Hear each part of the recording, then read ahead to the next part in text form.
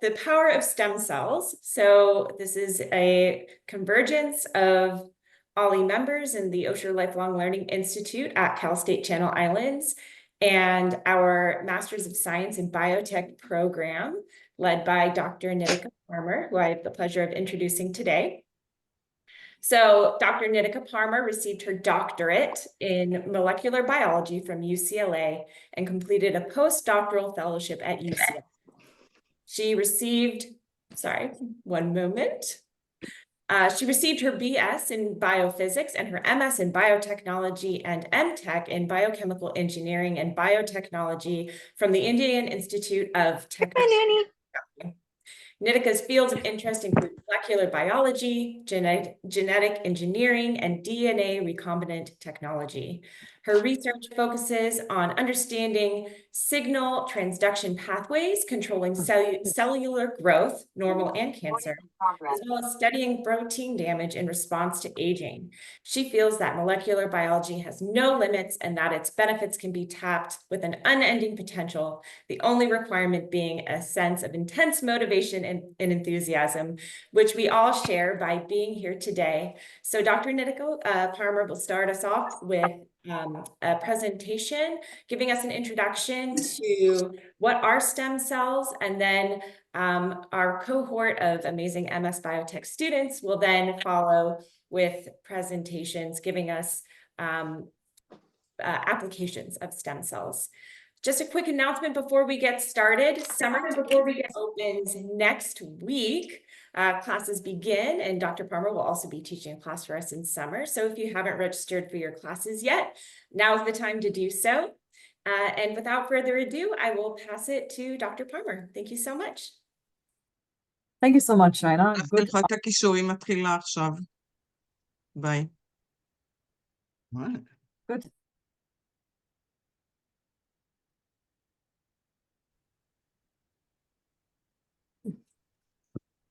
Sorry, I got muted here.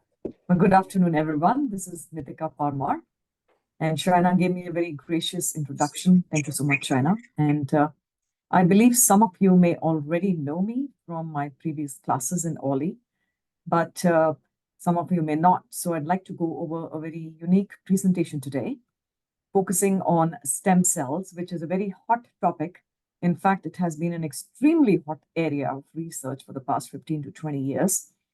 And I'm also very delighted to have my 12 students here who would also be co-presenting with me. They are divided into 3 groups of 4 students each. And the wonderful, amazing thing about these students is that they will be soon starting their stem cell internship effective September 1 of this year. This is a 12-month internship, which is funded by the California Institute for Regenerative Medicine. And we can talk about that a bit later here. So we have about 2 hours here. I will be talking about stem cells and giving you the basic background information for the first 40 or 45 minutes. And then my students who are in 3 groups, they will take over and they will focus primarily on diseases which can benefit from regenerative medicine or stem cell transplantation and so forth.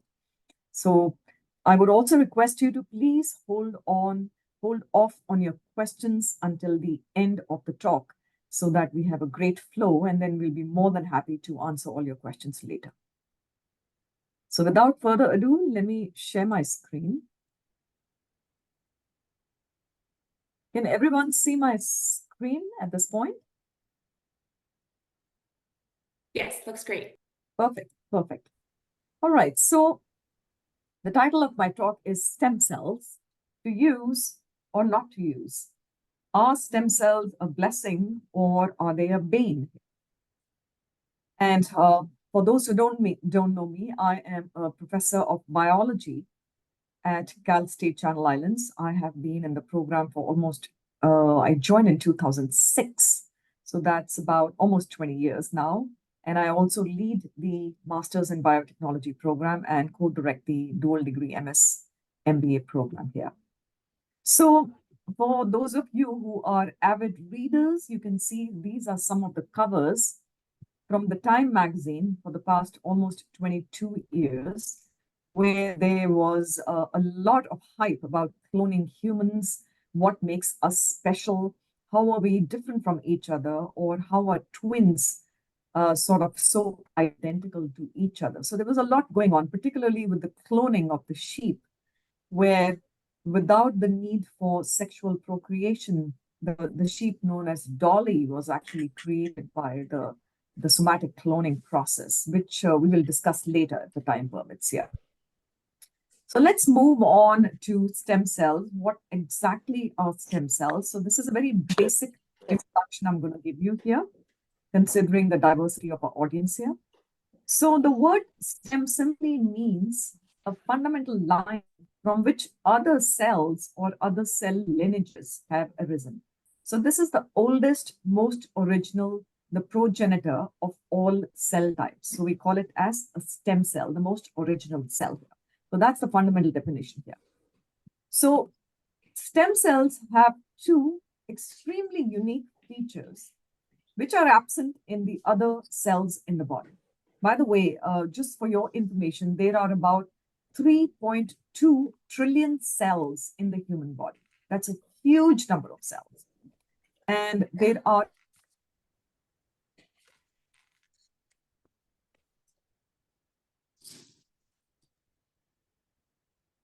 detoxification, the cells in the kidneys are for excretion and so forth. So pretty much every cell in our body has a very specific function to perform here. Can everyone see my slides here, or did I get lost? No, we lost your slides. Okay, that's what I thought, there was some problem here. Let me just share again. Sorry about that.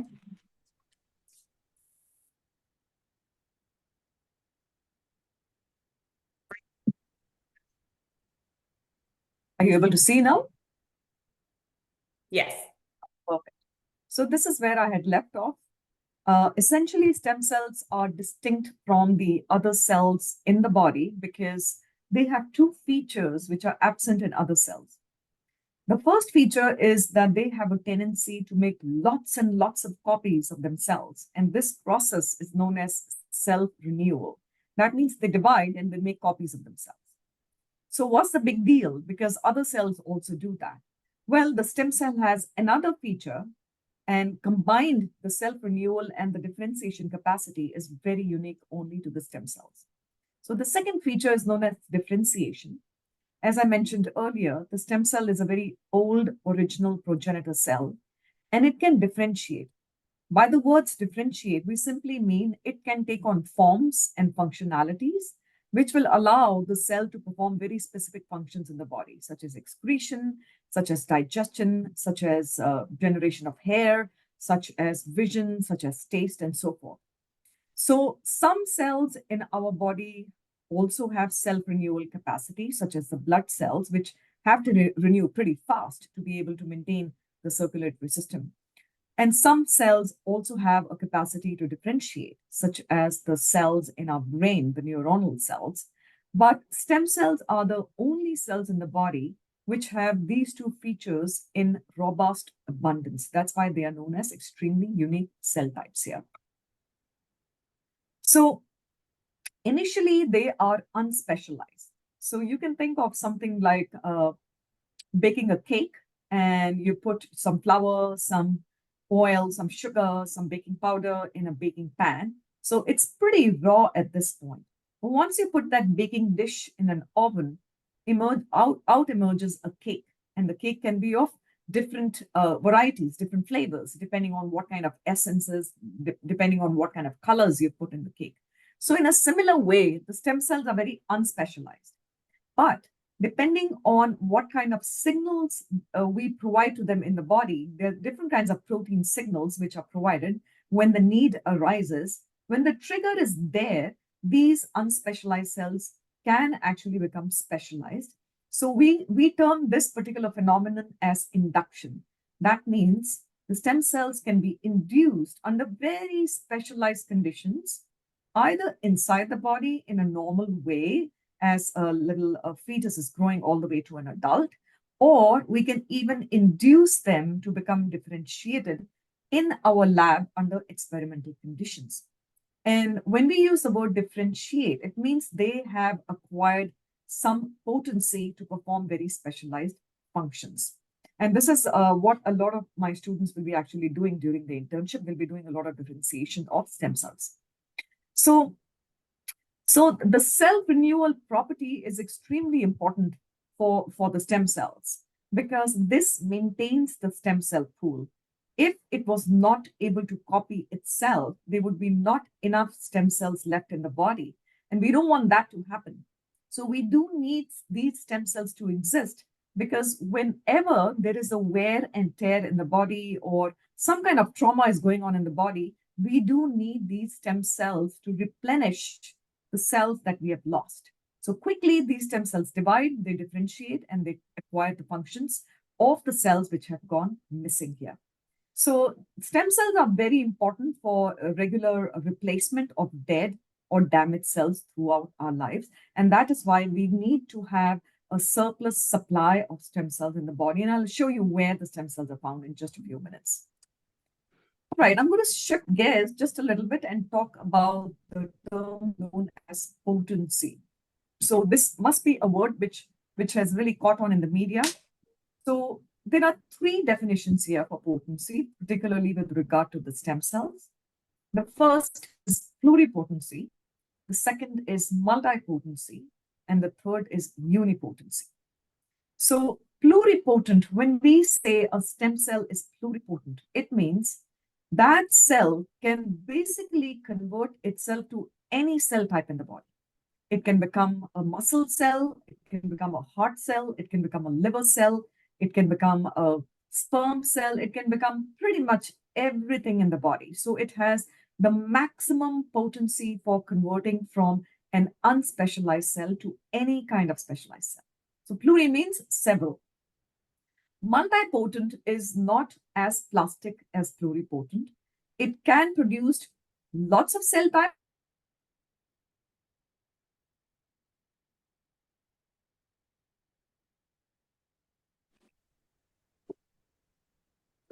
I am not sure what's going on with the internet here. Just give me one moment. Let me log on to another internet here.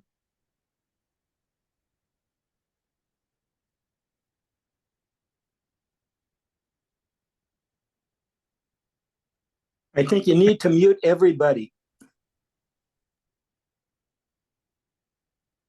One thing we can do is maybe we can turn off our videos because the bandwidth is just getting sucked off right now quite a bit. So I'm going to turn off my video. I'm sorry about that. But I think the bandwidth is being sucked here. So sorry about that.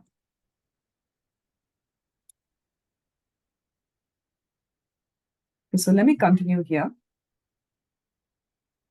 So as I mentioned here, the stem cells can be of different potencies.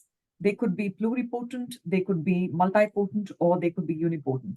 So multipotent are equally good, but they can actually produce cells which belong only to a closely related family of cells. For instance, the stem cells in the blood, they can only differentiate to produce blood cells. They cannot produce brain cells or intestinal cells. So that's why we call them multipotent. And we do know that there's various blood types. We have eosinophils, we have neutrophils, we have basophils, we have the red blood cells, we have the platelets, and so forth. So there is a huge family of blood cells, and the stem cells in the blood are referred to as the multipotent. The third one is a unipotent. Uni means single. So these are the least plastic cells. And as it is evident from the word, they can produce only one cell type. So if there is a stem cell in the liver stem cell can only produce liver cells. It cannot produce any other cell type. So of all these three, of course, the most valuable and most precious is the pluripotent stem cell because that has the capacity to differentiate into any cell type. And the example in the pluripotent is the embryonic stem cell, also known as ES cell. And as is evident from the word, this stem cell is coming from the embryos. And we'll discuss this just that in a few minutes here. So we have four kinds of stem cells. The first one, which is pluripotent, is embryonic stem cell. The second one, which is multipotent, is adult stem cells. The third one and the fourth one are also multipotent and in some cases unipotent, the cord blood stem cells and the stem cells which are found in the amniotic fluid. So we'll quickly look at each one of them very briefly here. So embryonic stem cells, as they are rightfully termed, are derived from a 4 to 5 day old embryo, which is also known as a blastocyst. So this is a very rudimentary image of blastocyst. And the cells that I'm referring to as the embryonic stem cells are the ones which are colored red. These cells are extremely powerful in the body because these are the ones which are going to divide really fast and they will start differentiating as and when the embryo starts growing pretty rapidly and develops into a full-fledged baby in about 9 months, at least in the human cycle here. So these red cells, also known as ICM, referred to as the inner cell mass, are the source of the embryonic stem cells. So when we hear the word embryonic stem cells isolated from the embryos, it is understood naturally that for isolation of embryonic stem cells from the blastocyst or the embryo needs to be destroyed because the needle goes directly in the embryo and the needle sucks up these red cells and leaves the blue one behind. So in this process, the embryo has to be destroyed. So these are some very cool electronic micrographs of an embryo which is growing. That's a 4-cell stage. You can see 4 cells, divides further into 8 and 16, morula, early blastocyst, and late blastocyst. So if a researcher has to isolate embryonic stem cells, this is the stage where the stem cells are actually isolated. They go in with a needle and they actually suck out this inner cell mass, also known as the ESCs. But now, nobody works with embryonic stem cells, and we don't need to destroy embryos because now we have stumbled upon another cell which is known as induced pluripotent stem cells, which I will actually talk about much later. So there are some challenges with regard to growing the stem cells in the lab, particularly in the lab when we're working. As I mentioned earlier, we can coax and we can induce the embryonic stem cells to turn into basically any cell type. They can become skin, they can become neurons, they can become blood, liver, kidney, intestine, anything. But the problem is determining the protein cocktail, determining the conditions under which they will give rise to these different specialized cell types. So the past 15 or 20 years, the researchers have been trying to find out conditions, and the conditions which are required for turning ES cells into skin are very different from the conditions which are required to turn them into liver. So for every specialized cell type here, there are different kinds of conditions which are needed. And that is why it's a hit and trial kind of experimentation here. And once the cocktail or the recipe has worked out, then that is actually sealed. And then all the other researchers in the world start practicing those conditions to convert the ES cells into the cell type that they want to work with. So this part, the experimental part, can be pretty challenging and cumbersome, but we've come a long way and we've pretty much determined what conditions are necessary to convert the ES cells into different cell types. Now I'll move on to adult stem cells, as is evident from the word here. These stem cells are found in adults. They are not found in the embryos. They are also undifferentiated, and they are present in a very small population in very large number of tissues or organs in our body. For instance, adult stem cells have been found in the brain, in the blood, in the muscle, the skin, the liver, and bone marrow, and several other organs so far here. And why do we have stem cells in these organs? The reason is very clear, primarily for tissue maintenance and repair. So remember, every day we are moving, every day our muscles are moving, we have mobility, we are raising our arms, we are digesting our food. So overall inside our body, some cells are overworked. So they become damaged, they become defective, they start dying, and some of them get ill, they become diseased. So we lose cells on a regular basis inside the body. So we need to replace these cells with healthy cells. Otherwise, we'll eventually reach a position where we'll lose all our cells and then we won't survive. So that's where the adult stem cells come into play for regular tissue maintenance and repair, because without the help of these cells, there would be no repair. And we would allow only the damaged and defective cells to build in the body, which actually can be very detrimental for the health of the body. So it's really great that all of us have adult stem cells, but they are present in a very small number. But because they have a capacity for self-renewal, when the trigger is given to them and the signals are passed, they immediately start dividing pretty fast, and then they can differentiate and lead to cells which are actually missing or damaged inside the body. So it's a great mechanism by the body for maintenance. So these are some places from which stem cells can be extracted. The embryo is the organ, or not organ, I would say organoid, where we can isolate pluripotent stem cells from. They are easy to isolate and they are immortal. That means when we grow them in the lab and provide them the food, which is known as media, and we culture them in small little plastic houses, they have the capacity to grow unlimitedly. So that's why they're so valuable. The other way that these stem cells can be extracted is from the fetus, where the fetus is not supposed to be destroyed, but they can be isolated from the fluid surrounding the fetus or even the placenta. And third way is the adult. And they're kind of hard to isolate because they're deeply buried in the tissue and the organs. So they tend to be multipotent, but they're very hard to reach inside the body. So typically we do not extract adult stem cells, and they have a limited lifespan. They are not as as robustly growing in culture as the embryonic stem cells. And these are some of the locations, and I'm sure researchers have discovered more areas in the body where stem cells are found. So pretty much all the important organs do have stem cells, and we are very we're very grateful that we're designed this way, that we have these stem cells, without which we would actually not be able to survive. So what do they do? What can they do? For instance, a multipotent blood stem cells can undergo differentiation and lead to different kinds of blood stem cells, blood cells such as RBCs, WBCs, platelets, and so forth.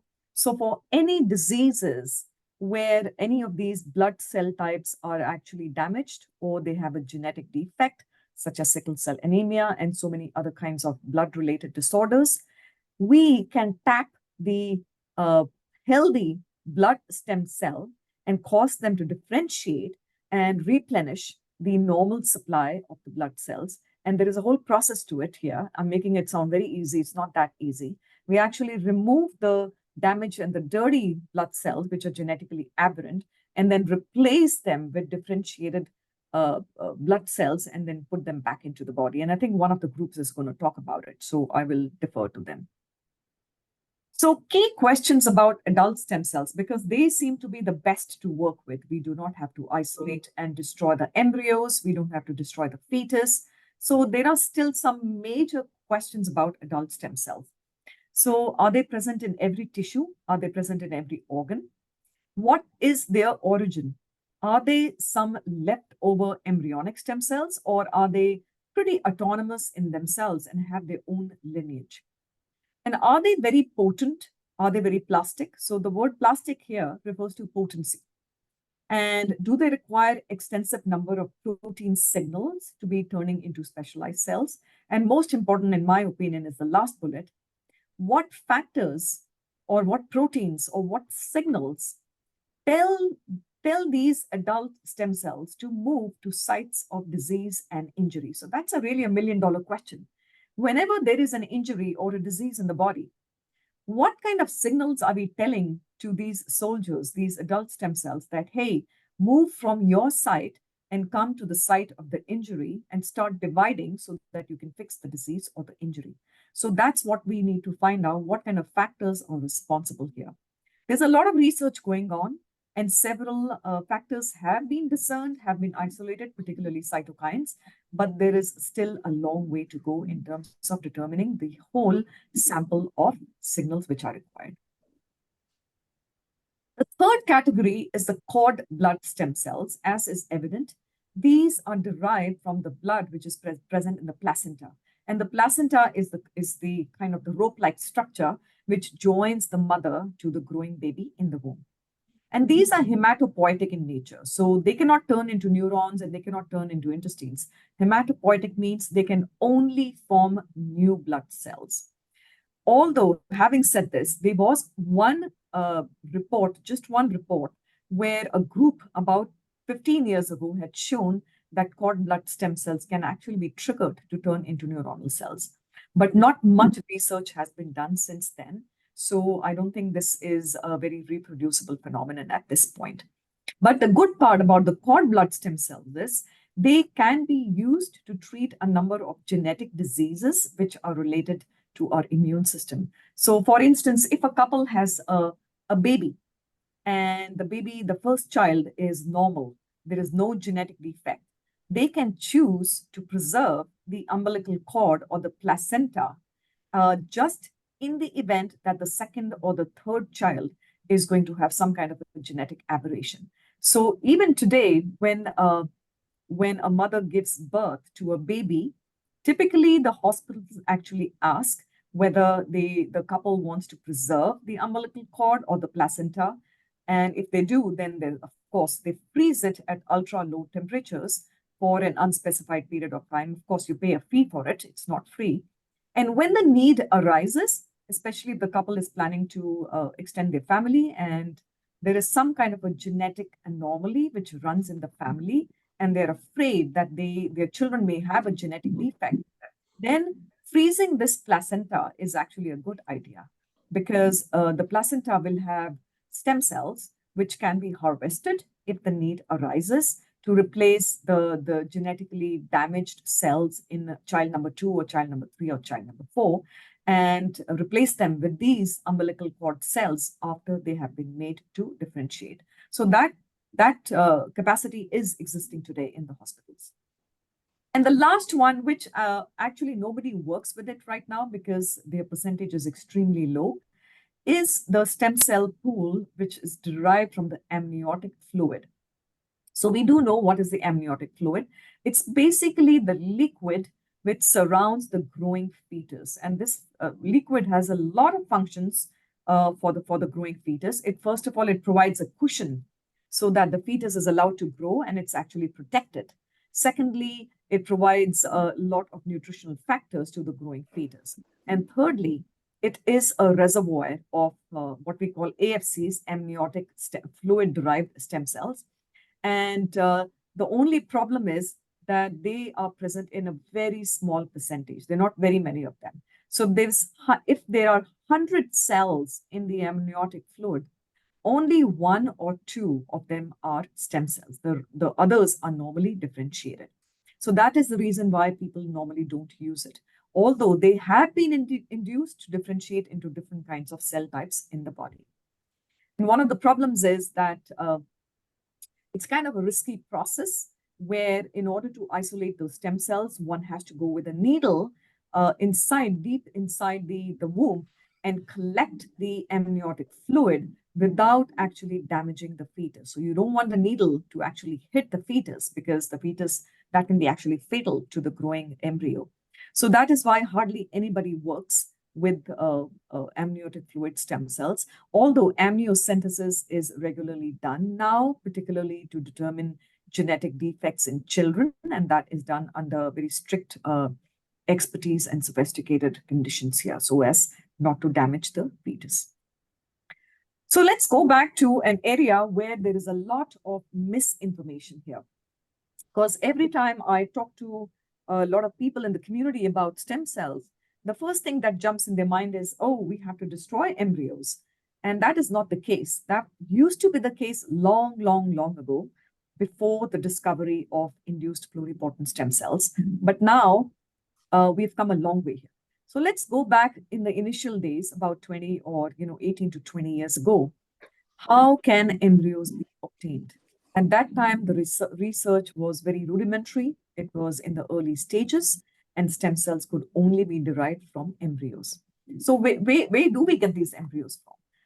Of course, they would be available in the fertility clinics. And these are the leftover embryos which are not needed by the couple, after in vitro fertilization trials have been done. And these are the embryos where a couple has decided to have maybe 2 or 3 children, and now they don't want any more children. So what do we do with these leftover embryos if they don't want to have more children? Are they simply going to lie frozen in the freezer for 20, 30, 40 years? And some embryos, even after IVF, are defective and they're not implanted in the mother because they have genetic defects. So what do we do with those embryos? Because if they were implanted into the mother, it would result in a developmentally challenged and compromised child, or it could be malformed. They could be developmental anomalies. So what do we do with these embryos which are not needed? So that's a big question. It's a big ethical question here. And then the opponents say, why not use the adult stem cells and the existing stem cell lines? Why do we have to go back to embryonic stem cells? Well, the main reason is the adult stem cells are not pluripotent. They're not plastic enough. So embryonic stem cells can differentiate into any cell type. But adult stem cells, as I mentioned to you, they are not pluripotent. They are multipotent. And because of that, they have limited partly because and limited capacity to turn into any cell type here. And also another drawback is they have limited genetic diversity, but I'll not talk about that here right now because that can get a bit technical. Okay, so we have this, this whole dialogue between proponents and opponents, and I'm talking about 18 years ago, not right now. Right now, we have moved away from embryos here. So at that point, the proponents used to say, there are about 100,000 frozen embryos which are and eventually they'll be destroyed because the parents don't want them. They've already have 2 or 3 children, and now they don't want the embryos. So what do we do with them? And the opponents say the embryos are actually live. And these embryos, which are not needed by the couple, by the mom and dad, they should be given up for adoption. So, both points are correct. Both points are valid here. So where do we draw the ethical line at this point? Should we destroy these frozen embryos because no one's going to use them? Or should we use these frozen embryos to give them to childless couples? So that's an ethical debate which will actually never end here. So what are the uses of human stem cells? Now, this is a huge area, and this is where a lot of our students will be working in the next 1 year. There are various areas which can benefit from the use of human stem cells. For instance, at the basic level, using stem cells, we can study the developmental processes that go on at the cellular level. So we want to determine how a stem cell divides and becomes a fully specialized cells, what kind of signals and what kind of protein pathways are playing a role. That is extremely possible by growing these stem cells in a lab, what we call in vitro conditions, and then monitoring the progress or the division and specialization of these stem cells. So in developmental biology, this is a huge boom. Secondly, in the pharmaceutical industry, we can use stem cells for testing new drugs.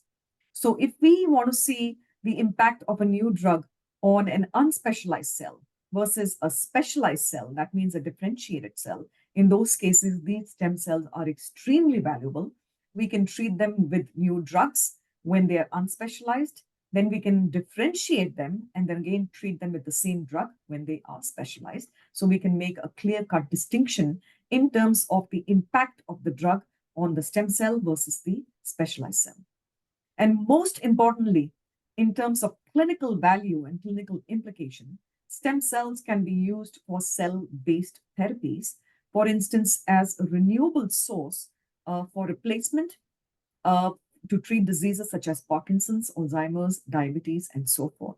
So these diseases will definitely benefit from cell-based therapies because now these clean stem cells can be utilized to generate healthy specialized cells, which actually can be transplanted into the person who is suffering from a number of diseases. Although having said that, it's going to be very, very difficult to transplant cells in the brain because the brain is an organ which is very hard to reach, and a brain is very sensitive to trauma. So any kind of transplantation that is done may have detrimental impacts also. But for simpler things such as arthritis in the knee, where the cartilage has been destroyed, the stem cells can be made to convert into connective tissue, and they can be transplanted into the hollow of the knee, which is much easier to reach than the brain. So depending on the kind of tissue and the organ we are talking about, the stem cells can actually have a wonderful potential. So when we are talking about transplantation, for a stem cell to be able to undergo transplantation in the human body, it has to satisfy a large number of criteria. We just cannot take any stem cell and say, okay, let's put it in the body and it's going to generate good cells. That's not how it works. We have to screen the stem cells and make sure they are healthy, that they have a capacity to divide extensively and generate new tissue. They should be able to generate good quantities of the tissue, not just divide like 5 or 10 times. They should be able to divide maybe 150, 200 times. They should be able to differentiate and specialize into the kind of cell that we want them to function. For instance, like I talk about for arthritis, we want the stem cells to actually differentiate into a connective tissue. So when we are transplanting the stem cells and we want them to turn into a connective tissue, and we don't want them to turn into a brain tissue, that would be not very good. We don't want a brain tissue lying in our knee. That's not going to work. So differentiation into the desired cell type is a very key criteria. Very important are points, bullet points number 4 and 5, that after transplantation, it has been observed that the transplanted tissue tends to survive maybe for a week or two and then it dies off. So that we don't want for a stem cell. Once it is transplanted, the population should be able to survive for a lengthy period of time until the new specialized cells have been formed and the functionality has been restored. So they should be able to survive. And another important point, which makes things inside our body very different from outside our body in the lab, is inside the bodies, the cells are talking to each other, constantly talking to each other. So we have the muscle cells talking to the blood cells are talking to the connective tissue cells, the tissue cells are receiving signals from the neurons and so forth. So this is known as a microenvironment, where all the cells are situated in layers and they are integrated together into this beautiful population of cells where they're talking to each other and making sure that the communication is pretty seamless and is aligned in a very collaborative manner. So that integration has to be there once we transplant the stem cells. They should not be rogue. They should not become introvert and live in their own cycle. They should actually be able to start to talk to each other and the cells within the body. So that is known as integration. And finally, of course, they should function properly and they should not harm the recipient in any way. That means these stem cells, because of their ability to be able to divide extensively, they should not become cancerous.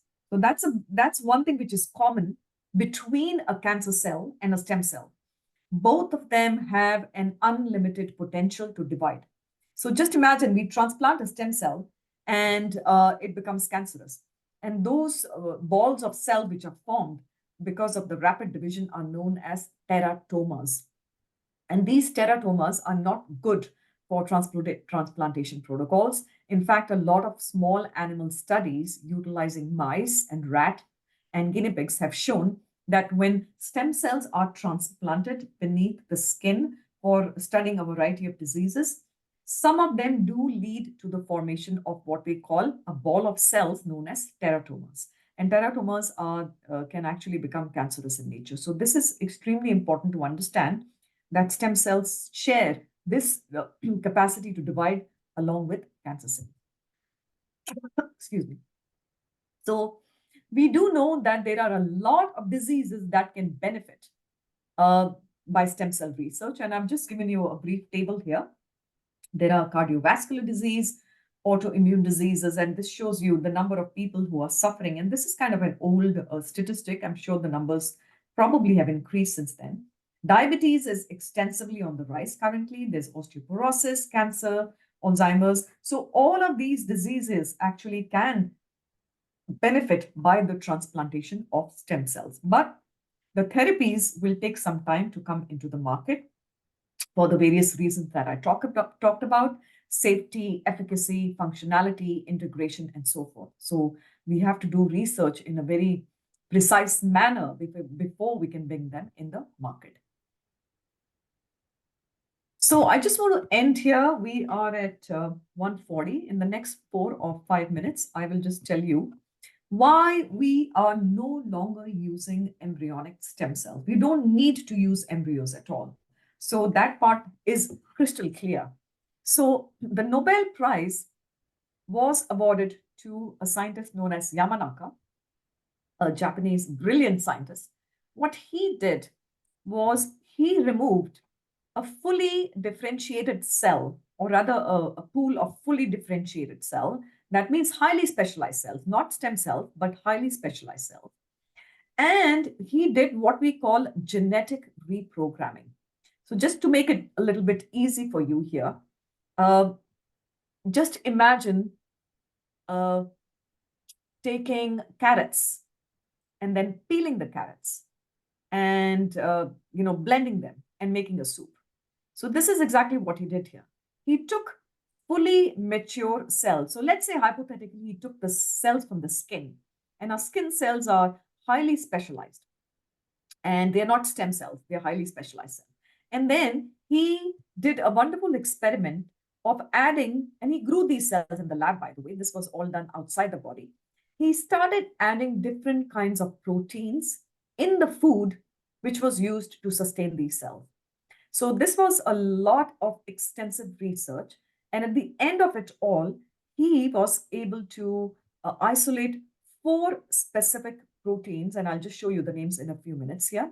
4 specific proteins, or what we call 4 specific genes.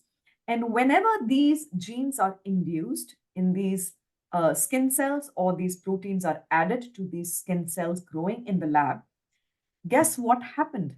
These specialized cells actually went back in time. They reverted back to the original stage of becoming embryonic in nature. So this was a stupendous discovery.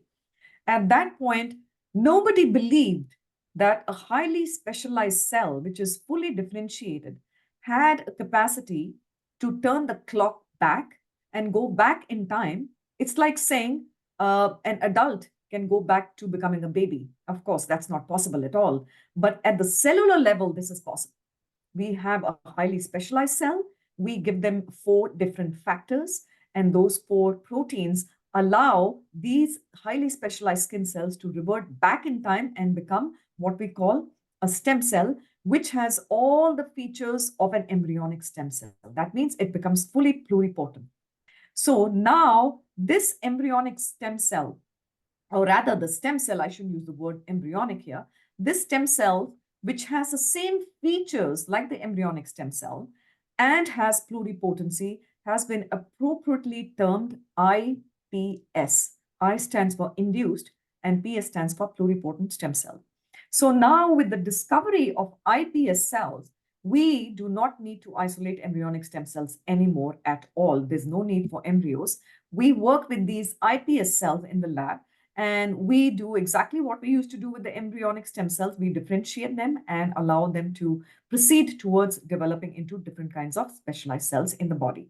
So rightfully, this was a very major and valuable discovery in the area of biology. And rightfully, this garnered the Nobel Prize to Yamanaka, who actually discovered these 4 factors. And for those of you who need the information about the 4 factors, I'm just going to show you here in a minute. So these are skin cells. I believe these are fibroblasts.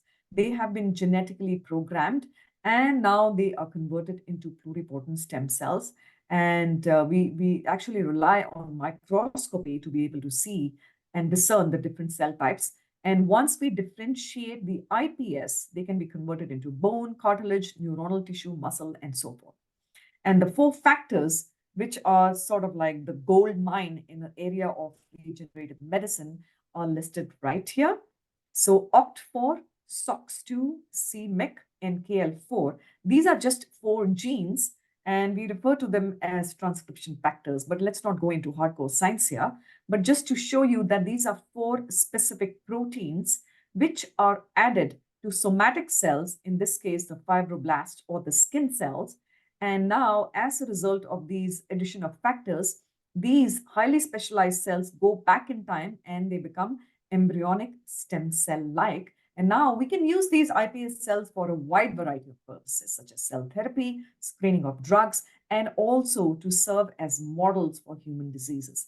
Remember, we can only study human disease in the lab in vitro cultures or through small animal models. We actually cannot study directly in the human models because that's ethically not possible. So with the discovery of iPSCs, there is a huge opening for clinical application. And now pretty much every lab in the world is using iPSCs to model human diseases in the lab and come up with potential cures here. So this is from culture dish to the clinic. Although iPSC's discovery was a huge benefit to our scientific community, things don't come easy in sciences. There are various obstacles, there are various drawbacks in terms of utilizing these iPSCs for actual therapies. And the reasons are listed here. I'm just going to quickly go over those. They are not as efficient. They have lesser efficiency than the actual embryonic stem cells. They are kind of slow in terms of reprogramming. They're not as fast. We don't have a very well-established differentiation protocol, so that is still being worked on. But the two most important points of concern are that for reprogramming them to go back in time and convert them into an embryonic stage, we actually use viruses, what we call viral vectors, as well as oncogenes to actually genetically manipulate. And anytime you see the word oncogenes, which means genes which cause cancer, or you use the word viral genes or viral vectors, it is a reason for concern because these genes can randomly integrate into our DNA, our blueprint of life. And this process is known as insertional mutagenesis and actually change our genomes. And that is something what nobody wants. Nobody wants an oncogene, a cancer-causing gene inserted in a genome and cause some other problem to arise maybe 15 or 20 years from now. So a lot of research is going on in this area where oncogenes are being negated, or we are using non-viral vectors. Particularly, we are using what we call nanobiotechnology. We're using these nanobots, or what we call these micelles or liposomes, where the need for viral vectors is eroded, and we basically encapsulate the genes in these nanoparticles, and the nanoparticles are injected to the specific tissue where we want the genes to be expressed. So there's a lot going on in this area to allay the fear of the oncogenes and the viral vectors here.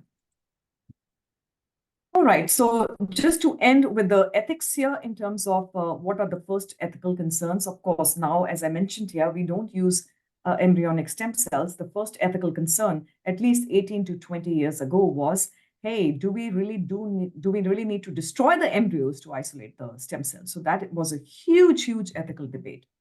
And now we have moved away from that debate. The second was, should we allow cloning by somatic nuclear transfer? So remember, cloning means just making a copy. So cloning is allowed in animals, but cloning at the reproductive level is banned in humans. That is completely prohibited.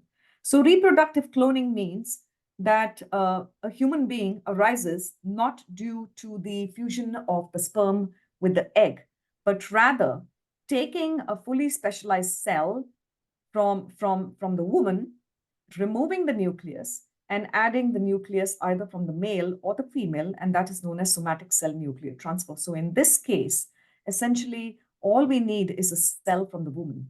And depending on where the nucleus is coming from, reproductive cloning can proceed. But thankfully, this is banned in humans, although it does go on in the animals. And the third ethical concern is the induced pluripotent stem cell. So I would not say this is a big ethical concern, but of course, in terms of utilizing human beings for isolation of skin cells or any other cell types, we do need to follow the institutional review board protocols. We need to be mindful of the informed consent.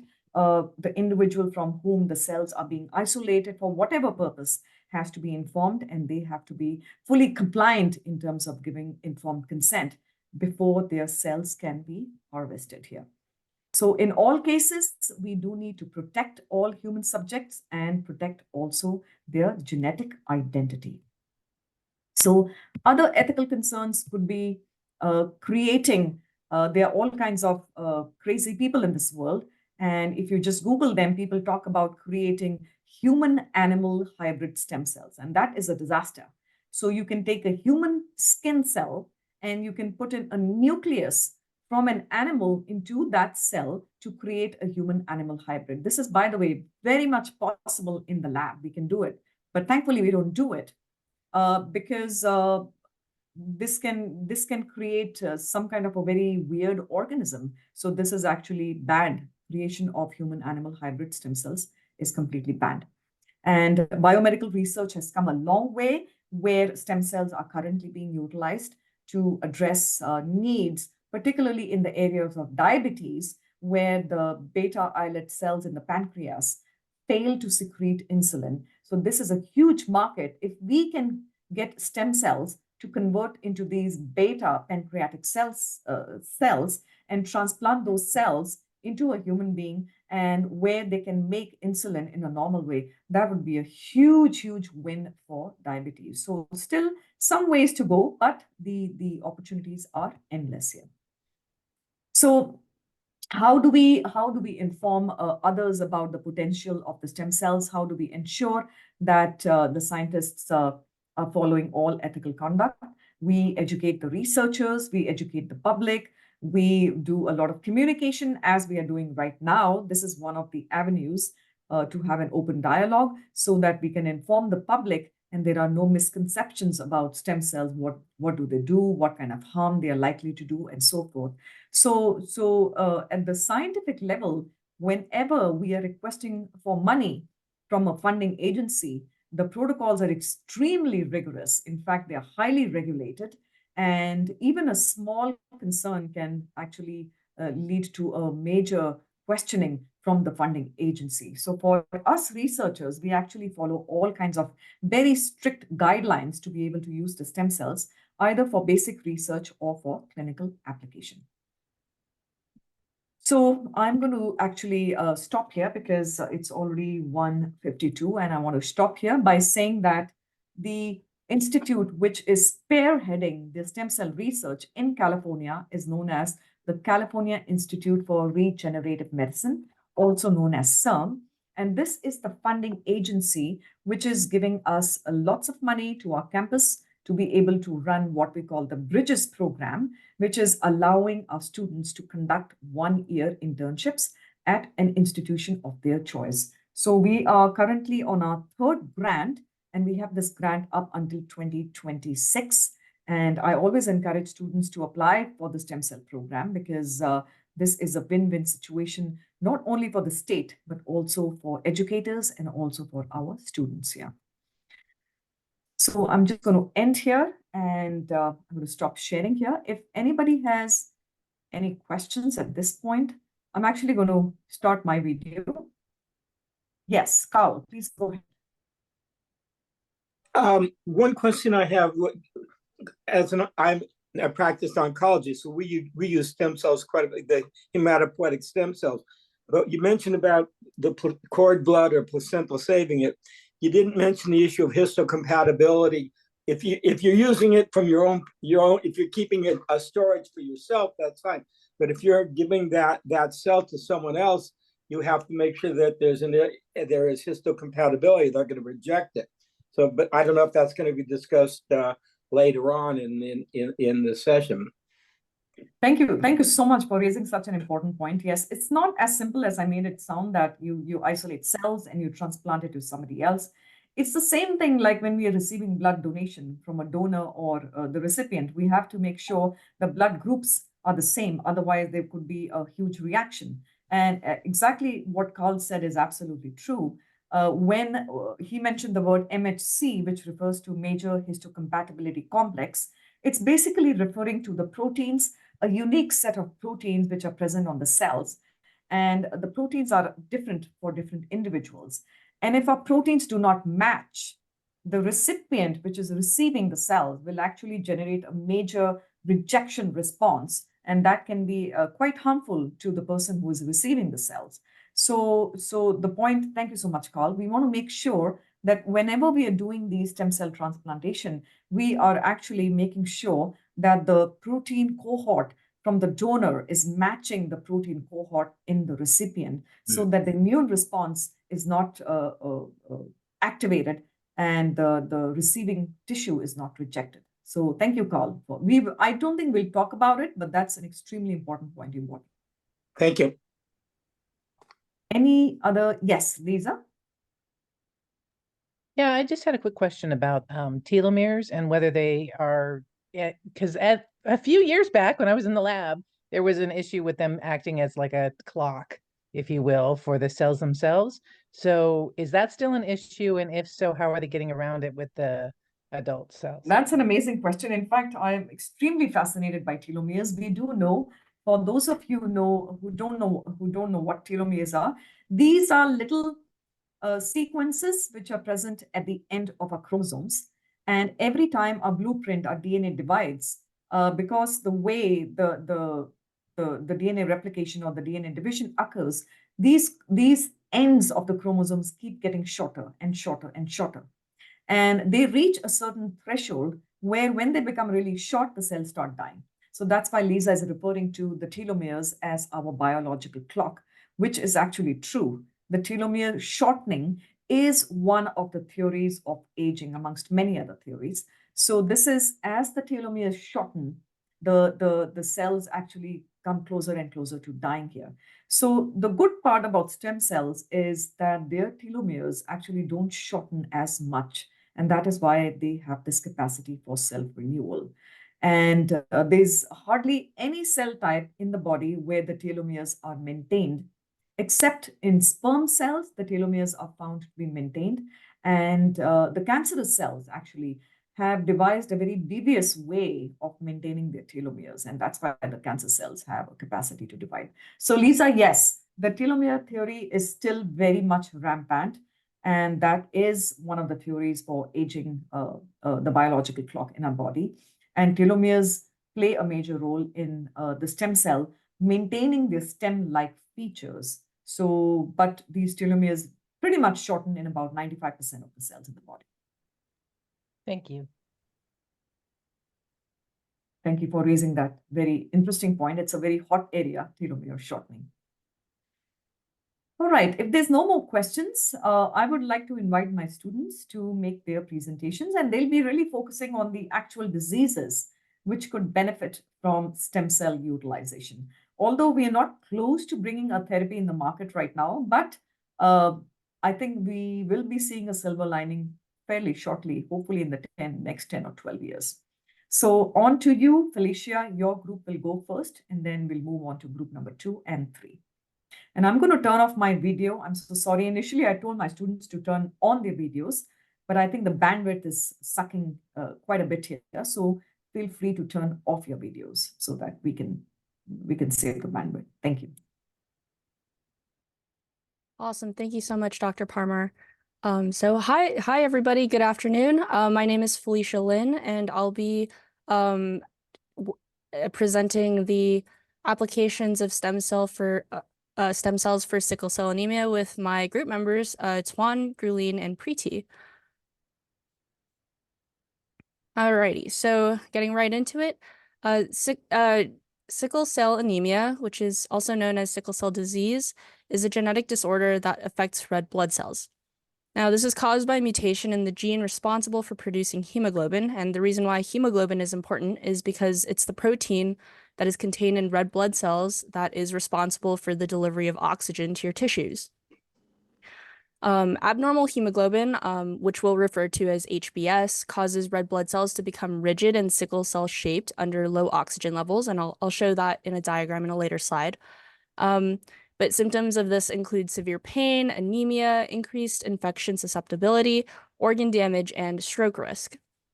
Now, current treatment focuses on managing symptoms, preventing complications, and currently there's ongoing research that is seeking potential cures. And just recently, there was a cure that was approved by the FDA, which Tuan will go over in the later slides. So in this diagram, I'll just go over very quickly how sickle cell anemia works. It's a recessive disease. So this means that if you have two parents with a single trait that do not express sickle cell disease themselves, could potentially have children that have sickle cell anemia. So on the next slide, this is just a quick diagram showing what this looks like in comparison to your normal blood cells. So on the left side, you have your normal blood cell travel through your veins. These are nice round cells, so they travel very smoothly, versus something like sickle cell, which actually blocks your blood flow. And so I'll be handing it off here to Gruline. Thank you, Felicia. So now continuing with bone marrow transplantation and how it works. So it is also known as hematopoietic stem cell transplantation, and it is basically a procedure to replace damaged or destroyed bone marrow with healthy stem cells. And it is of two types: autologous transplantation and allogenic. Autologous basically uses the patient's own stem cells, and these stem cells are collected before high-dose chemotherapy or radiation treatment. And then once the treatment is done, the collected stem cells are infused back into the patient. On the other hand, allogenic transplantation uses the stem cells from a donor, and typically a sibling or unrelated matched donor. Then donor stem cells are collected and infused into the patient after conditioning therapy. And the benefits include potential cure for certain cancers and genetic disorders, and also restoration of normal blood cell production. Bone marrow transplant offer hope for patients with hematologic disorder, providing a chance for cure and improved quality of life. Now moving to the next slide to explain it even more. So here you can see the diagram for autologous stem cell transplantation, which involves using the patient's own stem cells, which ultimately reduces the risk of immune rejection. The patient's stem cells are collected from their blood or bone marrow, which is then processed and cryopreserved, basically frozen. So patients undergo high-dose chemotherapy or radiation to eliminate diseased or damaged bone marrow cells. Then the harvested stem cells are thawed and infused back into the patient's bloodstream, where they migrate to the bone marrow.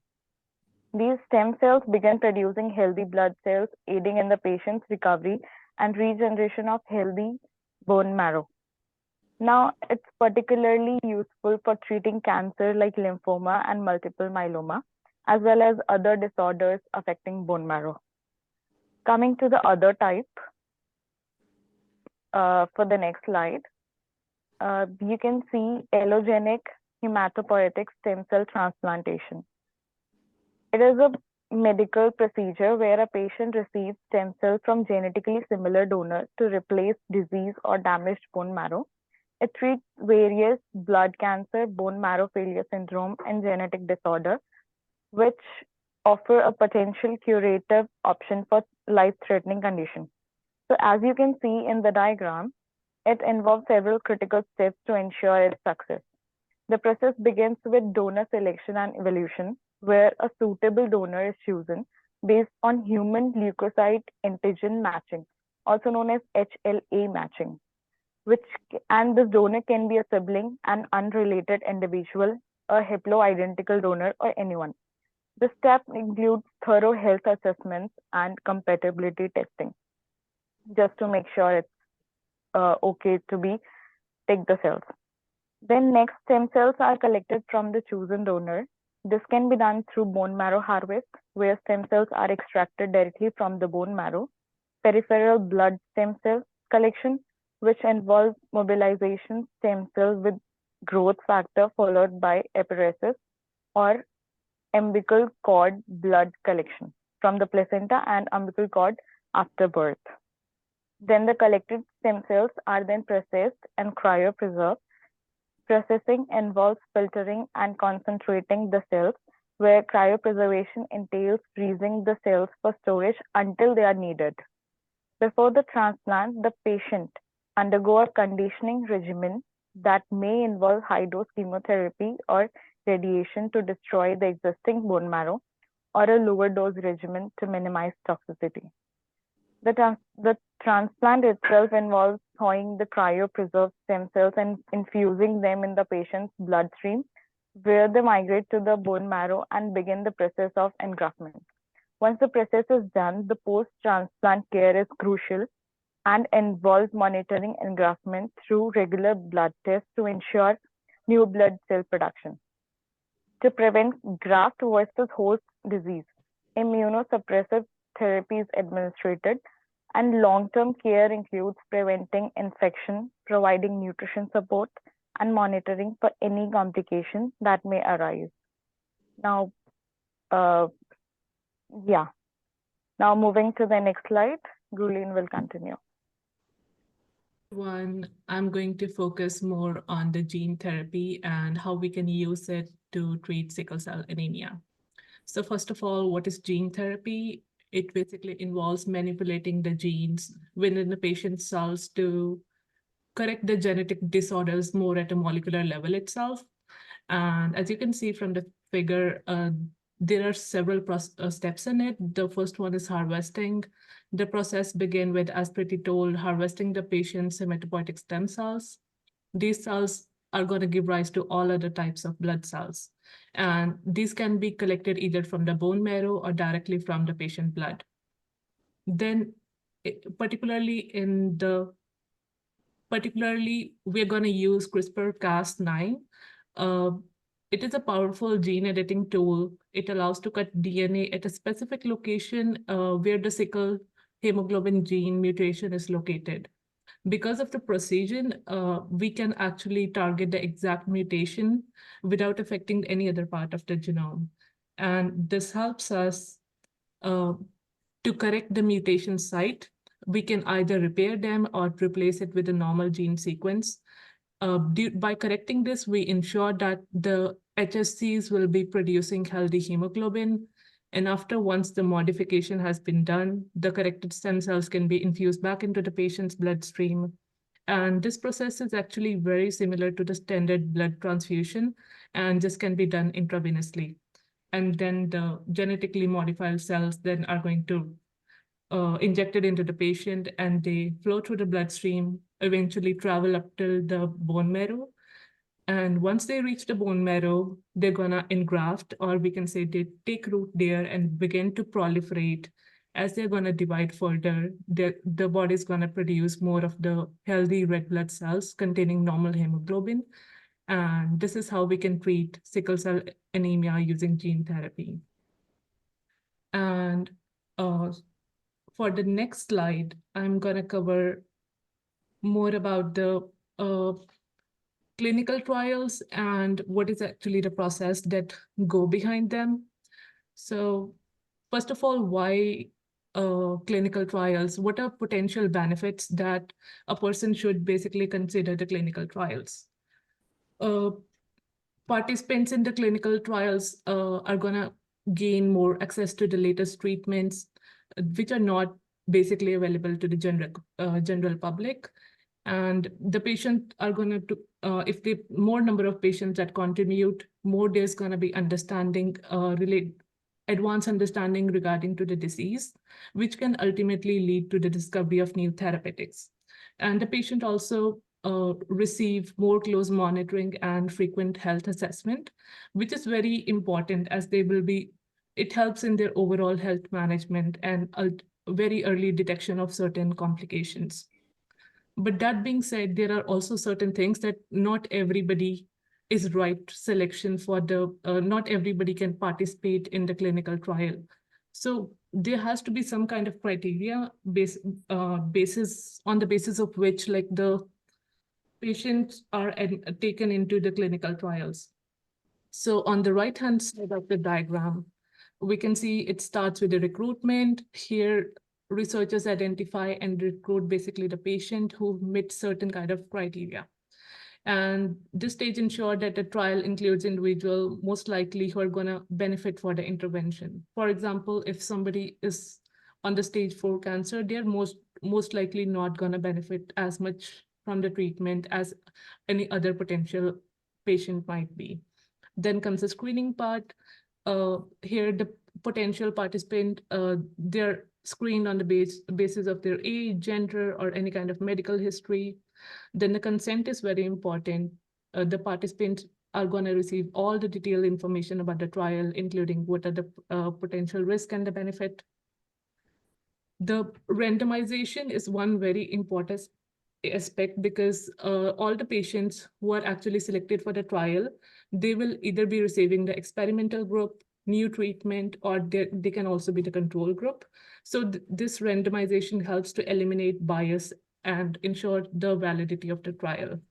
Then the intervention, it basically means the participants in the experimental group who are receiving the new treatment are going, their progress is going to be tracked very closely. And after that, the monitoring, and at the end is the debrief and the incentive. The researchers are going to provide a very detailed brief, including all the results and the implications of the study. And after this, in the next slide, I wanted to share a bit more about the overview of the clinical trials, how they work, and how exactly the FDA fits into all of this process. So as we know, there are 4 phases for the clinical trial, 1, 2, and 3. And basically the phase 1 and 2, it can go anytime between 3 to 12 months and can vary from 20 to 100 to 100 to 300 people, depending upon what is the size that the trial is going for. The most crucial is the trial 3, which is much longer, usually like 6 to 12 months, but some cases can go up to 1 to 4 years as well. It can be very variable. And this phase aims to confirm the drug's effectiveness majorly. And this is important because after this phase 3 trial, the companies can actually apply for the FDA approval. So after the phase 4, after the company has been granted the FDA approval, the phase 4 is simply the post-market analysis, which is going to be more long-term and post-market trials where individuals can be thousands and they're going to check the drug's long-term effects and safety. On the right-hand figure is how exactly the clinical trials fit into a drug development process in a company. Here you can see, like, once a company start working on a drug, then they have to do the animal testing, IND application, and then they can start with the clinical trials. After they're done with the trials, they have to file an NDA with where the FDA is informed that we are ready, we want you to assess our drug. Then there's the application, the drug labeling, FDA is going to make all the checks and then do the approval. I talked about all of these steps because next Dawn is going to talk about one particular clinical trials for the sickle cell anemia, which has actually been approved by FDA. Okay, so hi everyone. I'll be talking about Casgevy. So this is newly approved by the FDA just on December 8th, 2023, just right last year. And this is for approved in the use of sickle cell disease. So this is a CRISPR-based procedure or therapeutic that's just recently got approved. So Casgevy is for sickle cell disease. So it's an approved gene editing therapy that's intended to reduce the frequency and severity of pain crises that comes with sickle cell anemia. This is done by kind of a stem cell transplant. They're calling it an autologous transplant, where a patient who have sickle cell disease will give up their own cells, and laboratories will kind of gene edit these cells, where they kind of fix the sickle cell disease, not by fixing the mutation that causes the sickle cell, but by turning on the fetal hemoglobin gene, so which allows these cells to produce fetal hemoglobin the type of hemoglobin that was shut off near like the early developmental stage, turning it back on and kind of overload, kind of give the cells the ability to create fetal hemoglobin as a way to kind of bypass the detrimental effects of the sickle cell. So this is what the package insert looks like. It's very, very cool because it has all of these are patient specific. This is an autologous transfusion. So patient will have their specific ID, first name, last name, date of birth, lot number, and everything. So this drug is for specifically that patient only. So mechanism of how this works is that you will say Jimin, who has sickle cell, he will have a stem cell in his bone marrow that makes the sickle shape hemoglobin. So then the labs will extract the stem cells from him, genetically modified it to make sure that these stem cells can produce the fetal hemoglobin and give it back to Jimmy. And then so now these engineered stem cells now make healthy fetal hemoglobin. And normal red blood cells would kind of just counteract the detrimental effects of the sickle cell. So yeah, over here, this is also how it works too. Just kind of a simpler diagram, take blood, edit those blood cells and give them back. So Cas-GV, this is a very high level.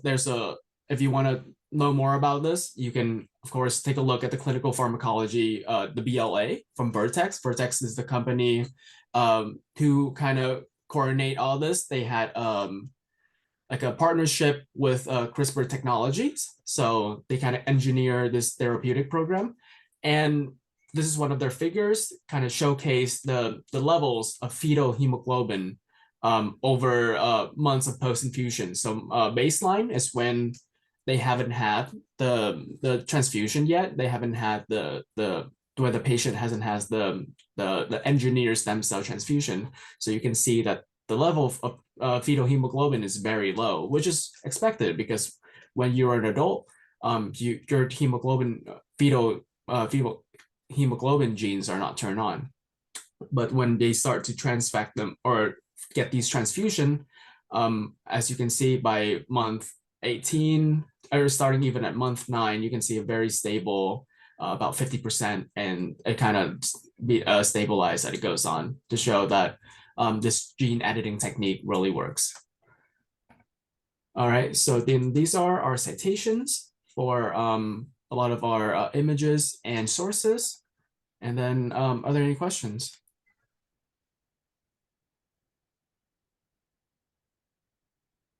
Yeah, go for it. I have a couple things. Number one, in the world that we're working in today, we really don't use bone marrow. The term bone marrow transplant is a misnomer. That's what we used to do in the past. It's obviously stem cell transplants, and we work with these stem cells as opposed to actually getting bone marrow tissue. The other thing that you didn't mention about the Cas-GV is that it's $2.2 million per treatment. Yeah. Just a minor little point like that. So that's one of the problems with a lot of, and you guys are giving some very excellent overviews. But the problem is that what's happening with pharma is that they're all these new wonderful scientific advancements are coming at such astronomical costs that they basically are going to bankrupt the system. But despite that, the science is pretty remarkable. So I'll just kind of leave it at that. No, yeah, thank you. I Absolutely. mean, I was aware of the $2.2 million too. When I saw that price tag, I was like, yeah, no one's gonna pay for that. But I think the science, you're right, the science is very cool. And this is also a first-in-class therapy, CRISPR therapy. And I hope that, like with the first-in-class, it comes with other competitors who can innovate on these ideas, and hopefully that will reduce down the price for the competition. No, it doesn't work that way. You don't think so? It's not, so they don't compete against each other. They all charge the same, basically within of each other. So, but that's another issue. But again, the other point I wanted to make real quick is that fetal hemoglobin, it's not quite as efficient as regular hemoglobin, but it still serves the purpose of delivering oxygen to tissues. It just has a different dynamic, and it's not quite as efficient as normal, but the cells don't sickle with it, so that's why it works. Yeah. Thank you. Oh, Carl, yeah, just to add on to Tuan's point, I know that, yes, this is a very expensive treatment for sure, but I think they do justify it by stating that this is a cure, and so over a long period of time versus getting many treatments, right, over an extended period of time, the upfront 2.2 million, which is an exorbitant amount of money, is comparable with the number of treatments that people are needing to take over time, which is I think how they're justifying the cost. Well, I know guess, it's a big problem for sure. A lot of people out there that have sickle cell disease, and not every one of them can spend 2.2 million. So, Definitely. but and you're right. Over time, I know how pharma justifies this because I've been in the field. But I'm not going to go on to that. Sure thing. No, I think that's a really valuable point to make. Thank you so much, Carl. Yeah, go ahead, Lisa. Thank you. Is the turning on of the fetal hemoglobin a methylation pattern that they're modifying? No, they're modifying the gene. So this BCL11A gene, so fetal hemoglobin, as you grow older, you don't get them produced anymore. So this gene is turned off. So this is the fetal hemoglobin gene, I'm pretty sure. And then what they do is that they put in CRISPR, and they re-engineer it to turn on this gene. So then now the cell can produce fetal hemoglobin. So it's not a methylation. I believe it's an actual gene editing. Yeah, basically what it is, it's an extraction of the hemoglobin S gene, and then the fetal is then is reactivated. But using CRISPR here, it's an extraction mechanism. They don't replace it with another gene. They just remove the abnormal gene, and the fetal gene kicks in. Okay, thank you. Yeah, thank you, Carl. Joanne, I have a quick question. Is how much of this is covered by insurance? During your research, did you get to find that part at 2.2 million? Is it? Yeah, they're talking about it. Mostly because this treatment, I mean, it was just approved last December. I don't think anyone has really gotten it, but I think Carl may know too. But from what I kind of search up, they're talking about it with insurance, because insurance trying to lower this cost so they can justify, actually paying people to undergo it. But yeah, with a $2.2 million price tag, I don't think any individual has that kind of pocket money where they can just go for it. Yeah. As far as I know, there's been one patient treated. Oh, okay. Do you know if that patient's undergoing? Because I know it's a lengthy process. Yeah, you have to you get into all these issues of how it's going to be underwritten. There's no insurance company in the world that's going to underwrite, because there's tens of thousands of sickle cell patients. It's not a disease, and you basically destroy every gross domestic product of any country if you made it readily available. So again, the science is remarkable, and this CRISPR technology is going to revolutionize everything. But the economics are just daunting, and it's not just with this; it's with so many of the new drugs that are coming out. Yeah, and it doesn't modify the gametes either, right? So these people still can't have children unless those children. Yes, yeah, that's it's correct. just somatic cells. Yeah. All right, thank you so much, Felicia and your team. Really, really nice presentation. We will move on to team number 2, and that is that Matthew, yours? Yes. Okay, please go ahead.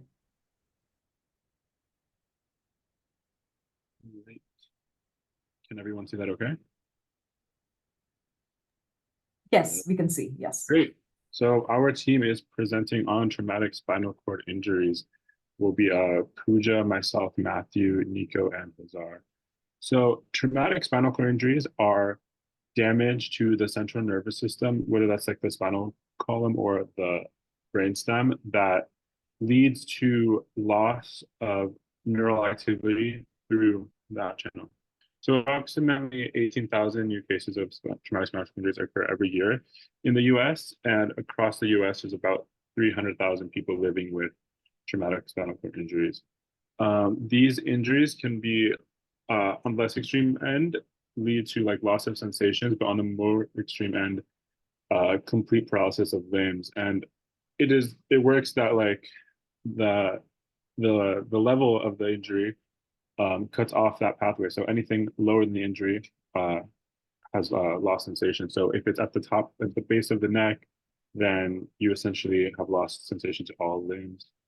The major causes, the leading cause in the US is car accidents, but it's also possible with like other accidents like falls or sports injuries. Acts of violence mostly refers to like war and like you know like these kinds of injuries that can happen like overseas. And people are at increased risk are people who like high risk activities such as like mountaineering or like zip lining, you know, free base jumping.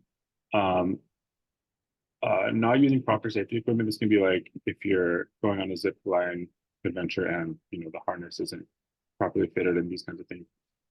Age-related vulnerabilities kind of speaks to older Americans who maybe have like mobility issues, and they can be of increased risk in that way. So traditional treatments, these are like emergency. So you try to deal with the damage as soon as possible. It is like if it's a car accident, obviously like an ambulance, but the long-term rehabilitation traditionally is just physical therapy and occupational therapy, trying to get the patient to just live as comfortably as possible with these injuries, with this like, loss of mobility, until you can have, you know, this is traditional treatments, but like in the future, you know, we will be able to treat these things with stem cells. So I will pass it off to Niku. Hey everyone, I want to talk about stem cell transplantation strategy and different kinds of stem cells that they are used for treatment of SCI.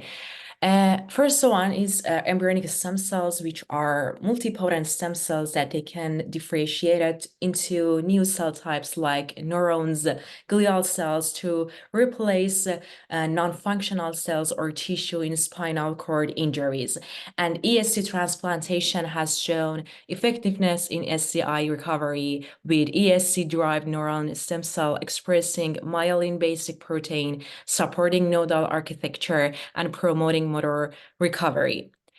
And the second kind of stem cell is bone marrow mesenchymal stem cells, which are partially differentiated progenitor cells found in adult bone marrow and support sustained hematopoiesis and bone regeneration.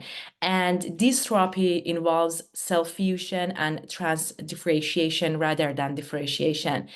And there are two kinds of this kind of stem cell. One of them is umbilical MSCs, which are from umbilical cords and adipose tissues that they can develop into homogeneous population with therapeutic effects like protecting neurons from apoptosis, inhibiting glial scar formation, and improving motor function. The second one is adipose-derived MSCs, which are a good treatment for spinal cord injuries.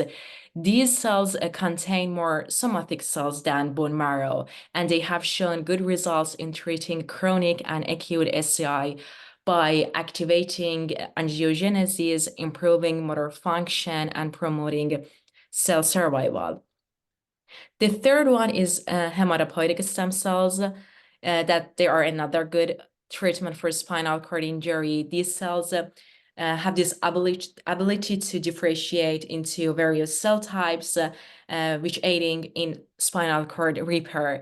And they do this by modulating the immune response, secreting neurotrophic factors, and contribute to blood vessels formation. The fourth one is induced pluripotent stem cells, which are developed to address the controversy surrounding embryonic stem cells due to their origin. And these cells are generated from reprogrammed somatic cells and allowing autologous cell transplantation and preventing rejection. These cells shows results in spinal cord injury therapy due to graft survival, glial scar inhibition, and axonal sprouting enhancement. However, there are some limitations in graft survival, time to transplant, high cost-benefit ratio, and tumor genesis that hinder to clinical translations.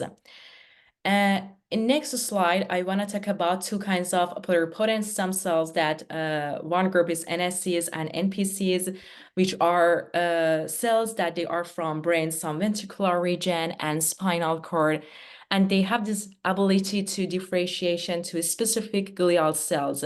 They are suitable for transplantation therapy in SCI because they have this ability to enhance remyelination and providing nutritional support. And the second one is extracellular vesicles, that they are small vesicles which are secreted from stem cells, and they have this potential to treating spinal cord injuries. These vessels consisting of ectosome, exosome, and macrovesicles that they have low immunogenicity, high biocompatibility, and they can protect their cargo from degradation. And also, exosome part of these vessels exhibit strong chemotoxic to injury sites, and they cooperate with neurons. They inhibit inflammation and try to protecting cell from apoptosis and reducing injury size. Next slide. So now we are going to talk about how this cell works to cure this spinal cord injury in our body. So in the next slide. So the potential mechanism of stem cell therapy for SCI include tissue repair and replacement, neurotrophy, regeneration, promotion of angiogenesis, anti-apoptosis, and anti-inflammatory. So in the next slide, we can see that this cell replacement process can just transform cells into two main types. One is neural differentiation, in which the cell becomes neurons, which transmit electrical signals into the nervous system. And in the second thing, glial cell differentiation, in which the stem cell can just develop into the glial cells, which support the tissue repair, enhance neuron survival, and aid functional recovery in the spinal cord injury patient. And these differentiated cells can contribute to repairing the damage of spinal cord, restoring neural function, and improving the patient outcomes. So in the next slide, we can see that how these cells work in our body. So stem cells are typically injected directly into or near the site of injury in the spinal cord. Then stem cell can just migrate to the injury site and then integrate into the spinal cord tissue, which effectively replace the cells that were lost or damaged. And this integration helps to restore some neural functions that were compromised due to injury. In next slide, we can see about the trophic factors. So what are this molecule? So this molecule can just support the cell survival, growth, and differentiation. The stem cell can secrete this factor to create a supportive environment that conducive to a healing process. For example, they can release growth factors that encourage the regeneration of neurons and other cells in the spinal cord. This trophic support not only aids in the repair of damaged tissue, but also helps in maintaining the health of existing cells, thereby enhancing the overall recovery process. In the next slide, we can see that SCI excessive inflammation can cause additional tissue damage beyond the initial injury. In this, stem cells help modulate this immune response by interacting with immune cells and releasing anti-inflammatory factors.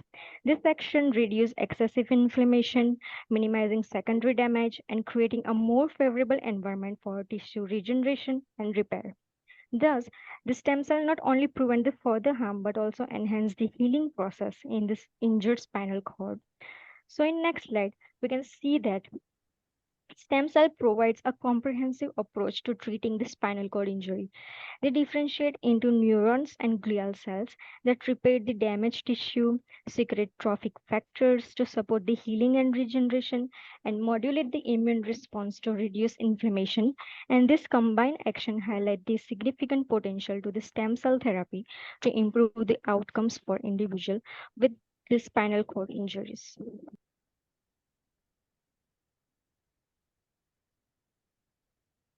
Hello everyone, I'm Hazar. I'll be talking about clinical trials, challenges, and future directions in stem cell therapy for traumatic spinal cord injuries. Clinical trials are research studies involving human volunteers to evaluate medical interventions. They are essential for determining whether new treatments are safe and effective. Clinical trials are conducted in phases. Phase 1 focuses on safety and dosage. Phase 2 explores effectiveness and continues to assess safety. Phase 3 involves in larger groups to confirm effectiveness and monitor the side effects. Phase 4 occurs after approval of FDA to gather additional information on treatment effects. These trials are crucial for translating promising stem cell research into viable treatments. Before we delve into specific trials, it's important to note that currently there are no FDA-approved stem cell therapies specifically for spinal cord injuries. All these stem cell treatments for this condition are still considered experimental. Let's look at some significant completed trials on next slide. The Geron Corporation conducted a phase 1 trial using oligodendrocyte progenitor cells derived from human embryonic stem cells. The trial showed the treatment was well tolerated with no serious adverse events or immune responses. Although the trial showed positive safety results, Geron discontinued its stem cell program in 2011 due to financial constraints and other strategic reasons. The program was later acquired by Asterias Biotherapeutics, which continued the research. We will see them in next slide. Asterias Biotherapeutics using the same cells, but they call it SAT-OPC1 cells. This phase 1, phase 2A trial demonstrated safety and promising signs of efficacy with significant motor function improvements in many patients. The trials showed promising results indicating meaningful improvements in patients' quality of life and motor functions. The trial is complete, but further studies are needed to establish long-term efficacy and achieve FDA approval. These early-stage trials provide foundational data, and they are critical for advancing stem cell therapies. On the next slide, we will see ongoing and upcoming trials. At the Mayo Clinic, a phase 1 trial is testing mesenchymal stem cells derived from adipose tissue. Adipose means fat tissue. This study aims to reduce inflammation and promote tissue repair in chronic spinal cord injury patients. The treatment was found to be safe with no serious adverse events reported. Results indicated improvements in motor and sensory functions in some participants. The trial is ongoing with plans to advance to further phases to validate these findings and develop standardized treatment protocols.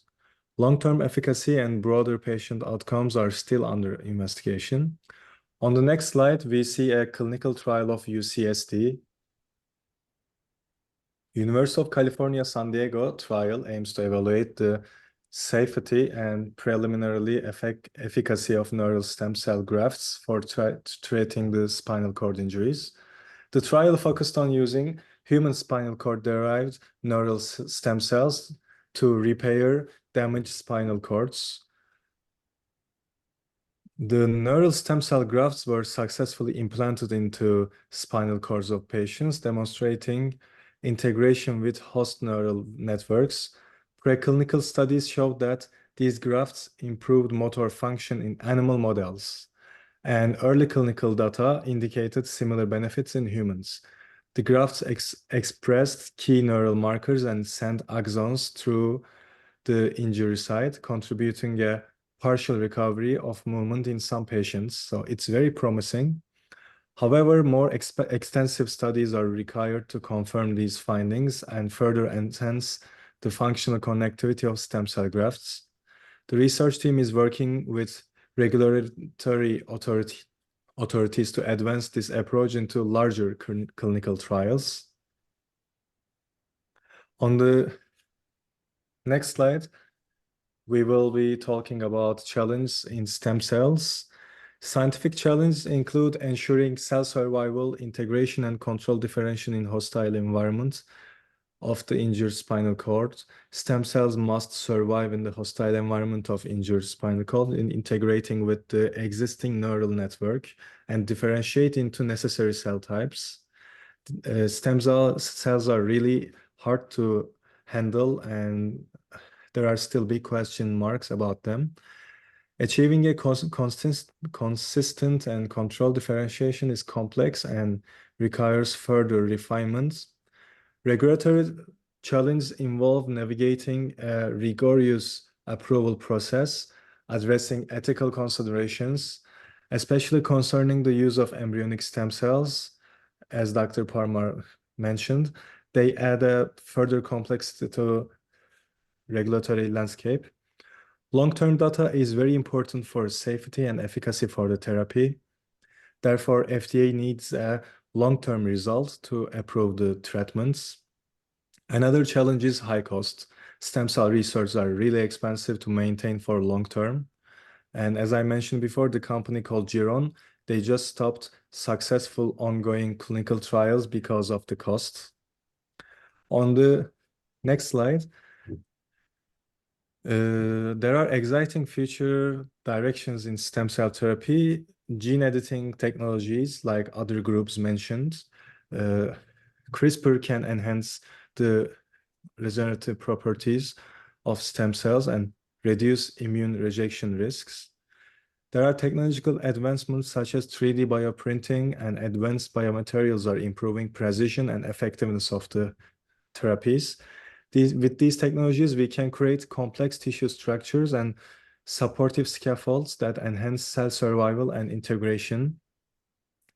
Previously, there was a question asked about histocompatibility by Carl.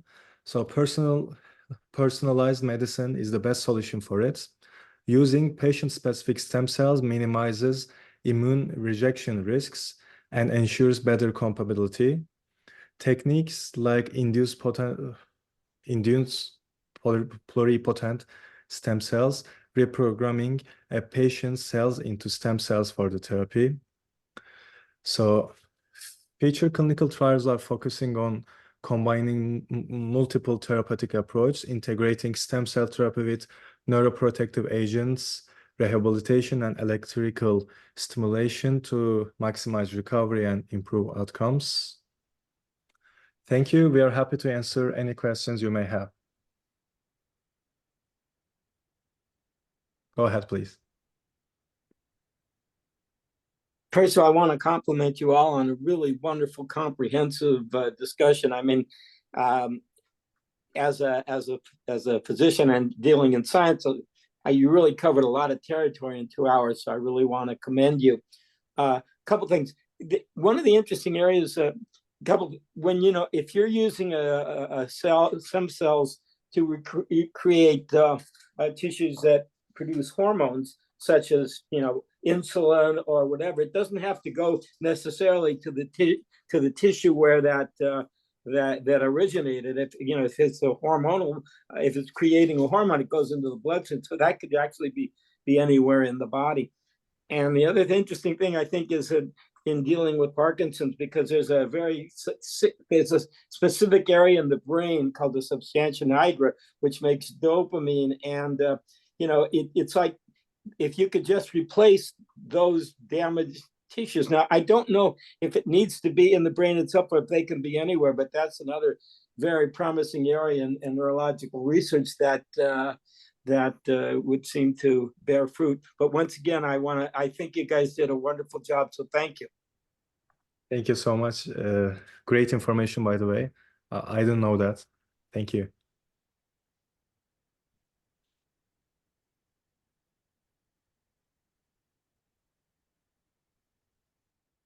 Right, if there's no more questions, we can move to team number 3. Please go ahead.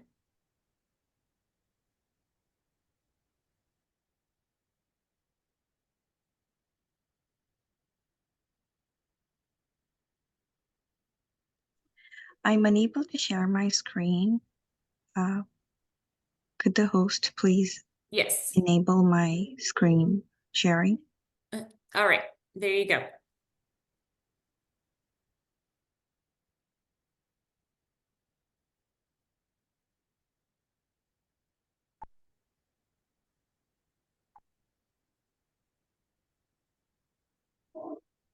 Yeah, I think all of you can see my screen. So, hey everyone. Good afternoon. I'm Sai here to discuss about the stem cell therapy in the case of type 1 diabetes. I'm here with my group Farhan, Prithvi, Stephanie. After that very informative presentation given by Dr. Nitika Parmar, thank you ma'am, I'm certain that all of us can agree on one thing. That is, stem cells can do wonders. Now let's know one wonder they could do in abating diabetes. Diabetes, a very familiar term for most of us, I believe. But just to brief you up, what is diabetes? Diabetes, also called as diabetes mellitus in scientific language, is improper regulation of sugar in the blood. Just like sweat secretion, we have insulin hormone that is secreted by the pancreas, which is very important organ, or you can call a gland of digestive system. Now, this insulin regulates and manages the sugar level in the body. All the food eaten gets digested and broken down into simple sugars. Now, as I mentioned earlier, insulin regulates the sugar. If there is less insulin, we have less absorption of sugar into the cells, leading to more sugar in the blood, causing diabetes. There are two types of diabetes mainly. Let me explain type 2 first. Type 2 diabetes is where pancreas produce less insulin, and also for various reasons, bodies get resistant to insulin. Now, when bodies get resistant to insulin, you have less absorption of insulin and less absorption of sugars into the cells because insulin is unable to regulate the sugar. Now, what happens in the body of a diabetic person? So the glucose that is taken into the body does not really get used up by the cells and hence stays in the blood. As glucose is the primary source of the energy, non-utilization of it causes an accumulation of sugars in the blood. So now osmosis. Osmosis is a process of movement of substances from higher concentration to lower concentration, as we all know. Now, due to osmosis, cells get dehydrated and lack energy, causing fatigue. So now here, the cells, because the blood has a lot of sugars and very little amount of water, the cells release all the water that they have due to osmosis, and then the water from them gets outside into the blood, and the blood takes it all, and there is more water now in the blood, and the cells get dehydrated, and slowly the whole organ shuts down because the dehydration of cells can cause the death of cells. Now, all the water that has come out of the cells is moved out after filtration in urination process. Now, all of this is because the pancreas, a gland in the body, is not secreting insulin. Now, what is type 1 diabetes? As I said in the first slide, I told you about type 2 diabetes, but not type 1 diabetes. Now, what is type 1 diabetes? It is an autoimmune disorder. What is autoimmune disease? Our immune system attacks and destroys our own organs. So something that's there in our own body. In this case, it is destroying the islets of pancreas or the insulin producing cells. Now, if the insulin producing cells gets destroyed in the body, then we have less insulin. Now, less insulin leads to less regulation of sugar. Less regulation of sugar leads to more sugar in the blood, which causes diabetes, which could at the end lead to heart attack, stroke, nephropathy, neuropathy, and more diseases like that. That's why it could also be caused as a slow poison to the body.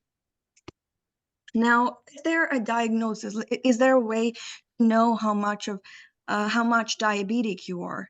So there's one test. There are so many tests, but there is one in specific that we're discussing here, and that's most commonly used. That's called blood glucose test, wherein you get a small needle prick on your hand, and then there is some blood, like like a drop of blood taken, put it on the meter, and the meter gives you a reading of the sugar level in your body. So here, if you've not eaten anything and if you've taken the test, if it is less than 100, you're good to go. If you're in like 100 and 125, you're on the verge, be careful. If you have 126 or more, you're diabetic. And if you take it at random time, you don't have to worry about anything unless and until it's 200 or higher, which shows that you're diabetic. And now, do we have any symptoms? So you're very thirsty because all the cells that have water in them, they just drain all the water because of osmosis, and all the water goes into the blood, which goes out, and that causes frequent urination, and the cells are now parched. So you'll feel very thirsty. And because the cells do not have enough water, they're unable to do their function properly. They don't have enough energy. So you feel very tired. And because all the sugar that is there in the blood is staying in the blood and it is going and getting stored as fat or something, you'll gain weight because you'll keep eating just to feed the cells. And your wounds and cuts will heal very slowly, and obviously you'll have blurred vision, and slowly all the organs will stop working. So to discuss in depth, we have Stephanie here discussing the pathophysiology. Stephanie? Hi, and good afternoon, everyone. I'm Stephanie, and then I'm here to talk about the pathophysiology of patients with diabetes. First of all, I would want to talk about the pancreas, right? And then we are taking into consideration the pancreas because certain regions of the pancreas, when impaired, causes diabetes, either type 1 or type 2. So we can see from the diagram, and let's take a closer look at it. And then with the location, the yellowish structure, right, as seen in the figure, nestled closer to or next to the small intestine, is the pancreas, right? So the pinkish, the light pink colon shaped in a colon form is the small intestine. Right by it is the pancreas, and then it is known that here the stomach is not showing, the structure of the stomach is not showing, but normally the pancreas is found behind the stomach, right? And then the pancreas has two functions that has to do with the endocrine and then the exocrine. So with the endocrine function, what the pancreas does is that it secretes hormones for metabolism in the body, right? Which has to do with changing food into energy. And then the exocrine function has to do with the secretion of enzymatic enzymes, either in the stomach or in other parts of the body, to help break down food to be absorbed by the cells or the tissues in the body. Yeah. So when we take a closer look at the figure or the diagram here, we can see some bluish pigmentations, right? That is the islets of Langerhans, which contains the alpha and then the beta cells. So with the alpha cells, it secretes glucagon into the bloodstreams, right? And then the beta cells also secretes insulin into the bloodstreams. So generally, we define diabetes as a chronic metabolic condition, which is characterized by hyperglycemia. Hyperglycemia meaning the increase in glucose levels in the blood due to an impaired insulin production or no insulin at all. Yes. Also, this is as a result of certain parts of the pancreas which are being impaired, right? And this are being impaired, and this causes the metabolic processes in the body to be disrupted, which causes diabetes. To the next slide, please. So in my next slide, in my next slide, I'm going to make comparison between healthy patients and patients with diabetes in general. Okay, so in healthy, so we can see from the diagram that as we take in food or meals, right, the food is therefore being broken down by these digestive enzymes, right? And then when they are being broken down, they are being broken down into glucose, and this glucose is being transferred into the bloodstreams, right? So as they are being transferred into the bloodstreams, there's higher levels of glucose in the bloodstreams. When this happens, the pancreas senses it and gets a signal or senses this and then secretes insulin into the bloodstream, right? So what the insulin does is that there's this, the insulin acts as a chemical messenger that allows glucose to travel into the cells, neighboring cells or tissues in the body, right? And then as the levels of glucose is decreasing in the bloodstream, the pancreas senses this, right? And then also secretes glucagon, which enables glucose to be which enables glucose to be sent from the liver into the bloodstream, which helps regulate the levels of glucose in the blood, which prevents patients from tipping into hyperglycemia or hypoglycemia. Yes. So in patients with type 1 diabetes, what happens is that the beta cells are disrupted, right? There's no beta cells in these patients with type 1 diabetes. So as we take in food, there's excessive amounts of glucose in the bloodstreams, right? So when this happens, there's no beta cells to secrete the insulin. So there's a buildup of these glucose in the bloodstreams. So what happens is that these glucose are stuck in the bloodstreams. So there's no insulin to help mobilize the glucose in the bloodstreams to other organs. So the body is kind of in the starving state. So what it does is that the pancreas is now confused, right? It's in a confused state. So it secretes glucagon, where glucagon also allows the liver to secrete glucose into the bloodstream. So right now there's excessive amounts of glucose in the bloodstream, right? And when this happens, this is when when this happens, the body is unable to get glucose to other parts or to vital parts in the body. So this is what we call the starving state. This is when patients start feeling tired and then tired or lethargic. Yes. And I think with the rest, Prasanna explained that. So in my next slide, I'll talk about type 1 diabetes in details. So with this, people are of the notion that type 1 diabetes, people get type 1 diabetes from birth, but that is not the case. This is when these individuals are genetically predisposed to the disease. And then what happens is that all they need is environmental triggers. This could be virus or toxins.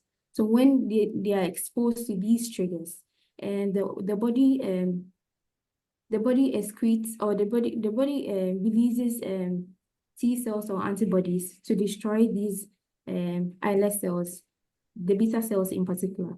So when this happens, when there's no islet cells or when there's no beta cells, that means there's no production of insulin, right? This is why sometimes we define type 1 diabetes as an autoimmune disease. Please, my next slide. So this slide is basically to describe the differences between type 1 diabetes and then type 2 diabetes. And then in type 1 diabetes, there's no islet cells, right?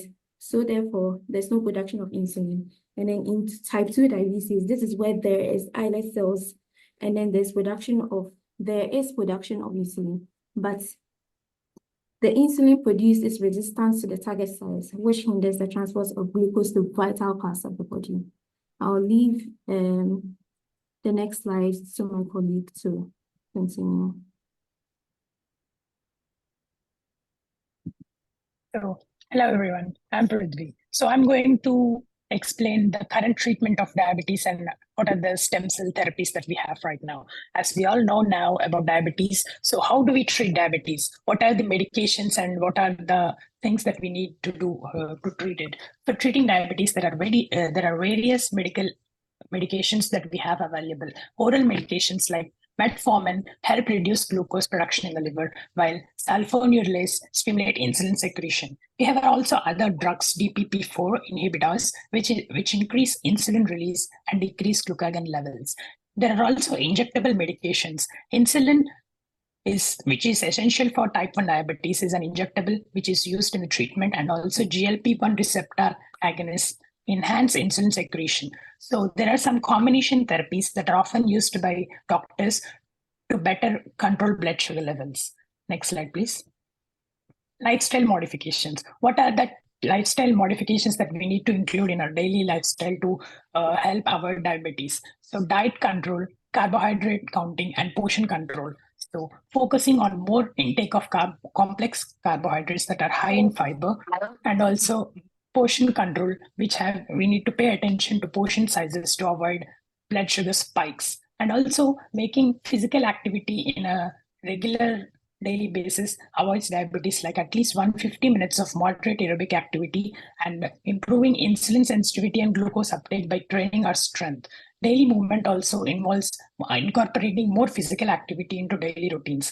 Weight management is also achieved by healthy weight, which is crucial for controlling a type 2 diabetes. Next slide, please. Monitoring of blood sugar levels and what are the advanced therapies that we have. Monitoring blood sugar levels is vital. This can be done through finger stick testing or also using continuous glucose monitors that provide real-time readings. Advanced therapies include insulin pumps that deliver continuous insulin and artificial pancreas systems that automate insulin delivery.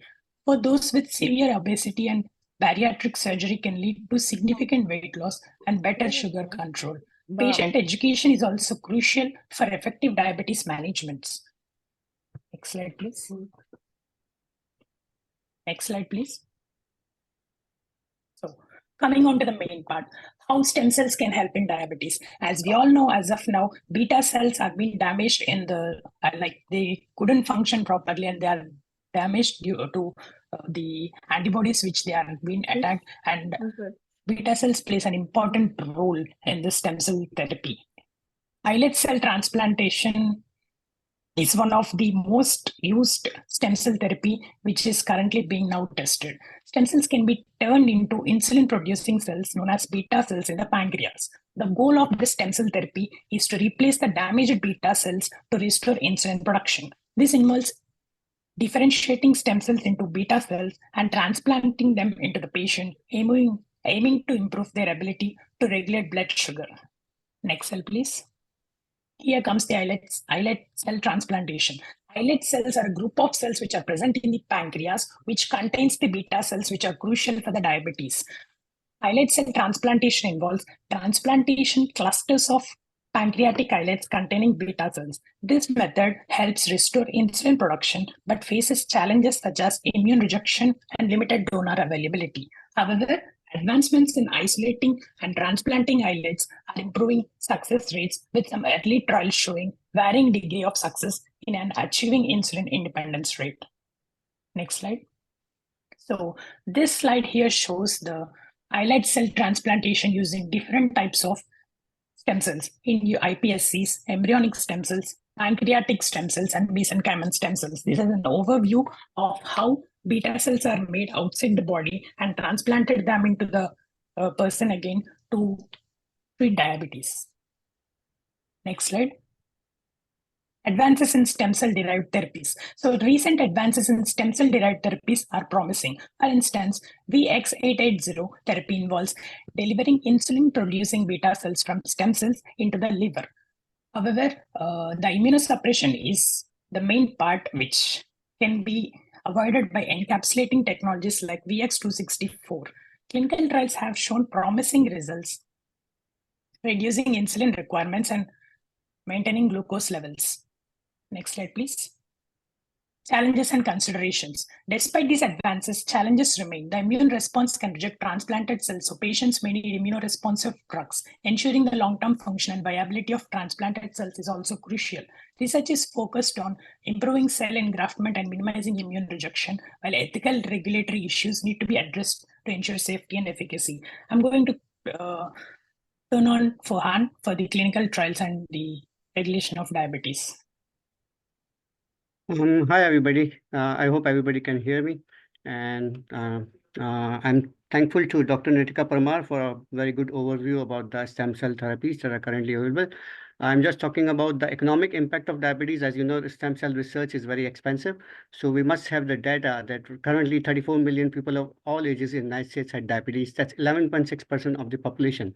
So we are talking about huge numbers in terms of economic impact, like the number of patients around type 2 diabetes treatment, the number of patients around type 1 diabetes treatment, the number of patients that went to doctors every year and hospitalized. So we are talking huge. If the stem cell is a success, it can lead to much reduction in the regular healthcare costs in the United States, especially and around the world. Next slide, please.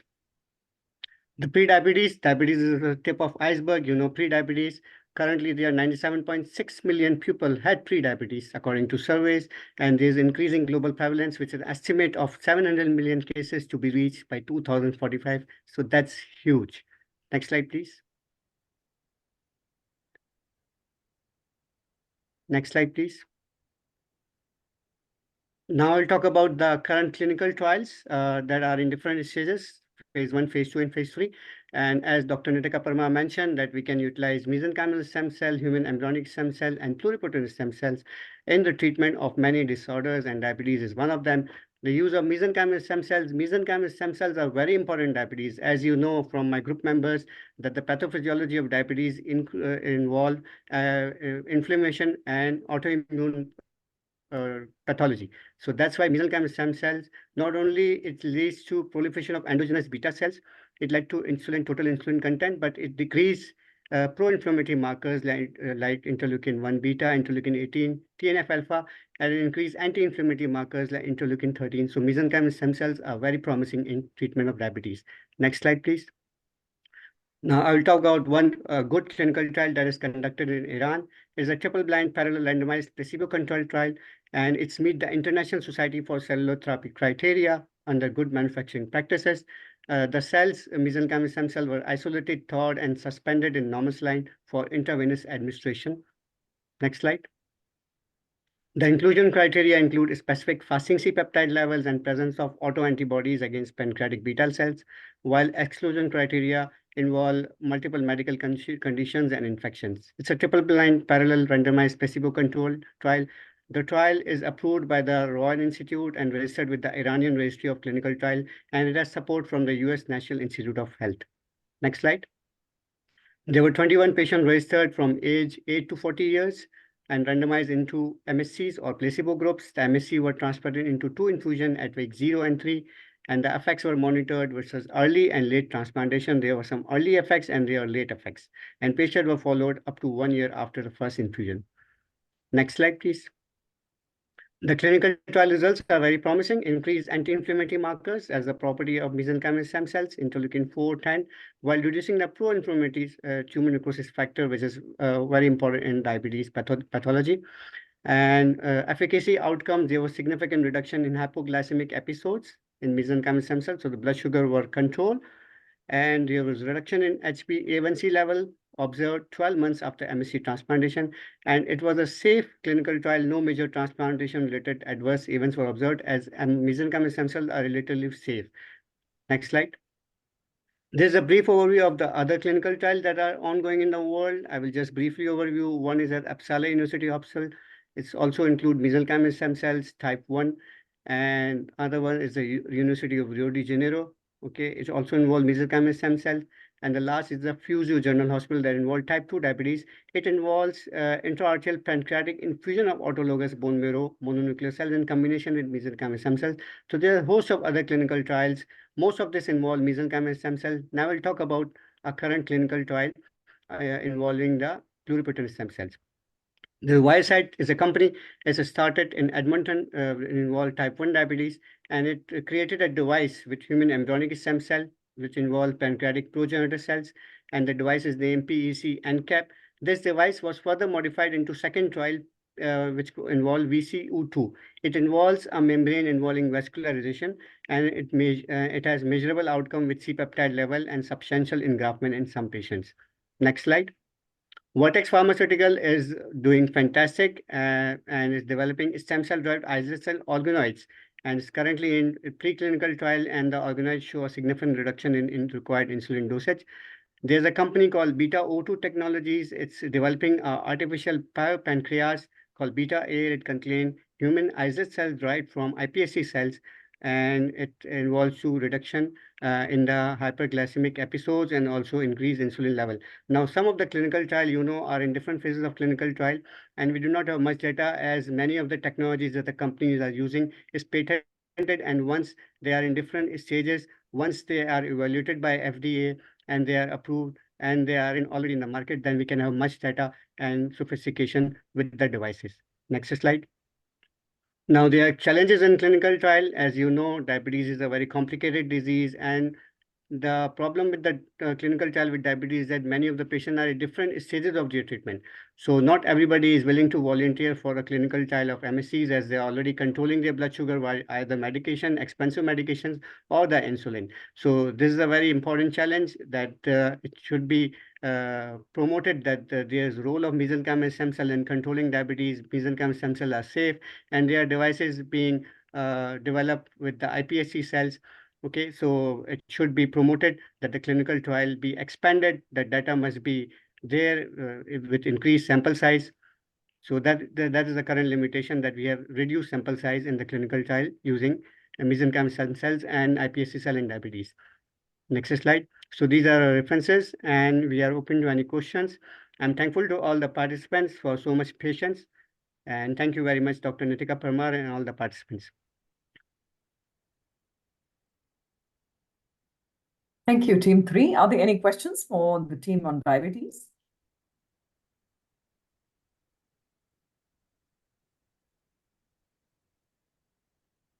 Okay, it seems like we don't have any questions for your presentation, but I'd really like to thank all the OLI members at this time for taking the time out for joining this presentation on stem cells. And if you have any other questions, please feel free to email me. Shaina, you could probably share my email with the OLI members. If they have any follow-up questions, I'll be more than happy, or my students will be more than happy to answer them. All right. Thank you so much. Thank you, Dr. Parmar. Thank you to all of our MS Biotech students, and thank you for joining us today. Thank you so much, and apologies for going a little bit over time. Yeah. But, Thank you, guys. Very nice overview. Thank you very much. Wonderful. Thank you so much for joining in, your comments. Bye-bye. Thank you. Bye. Thank you, everyone. Thank you. Bye.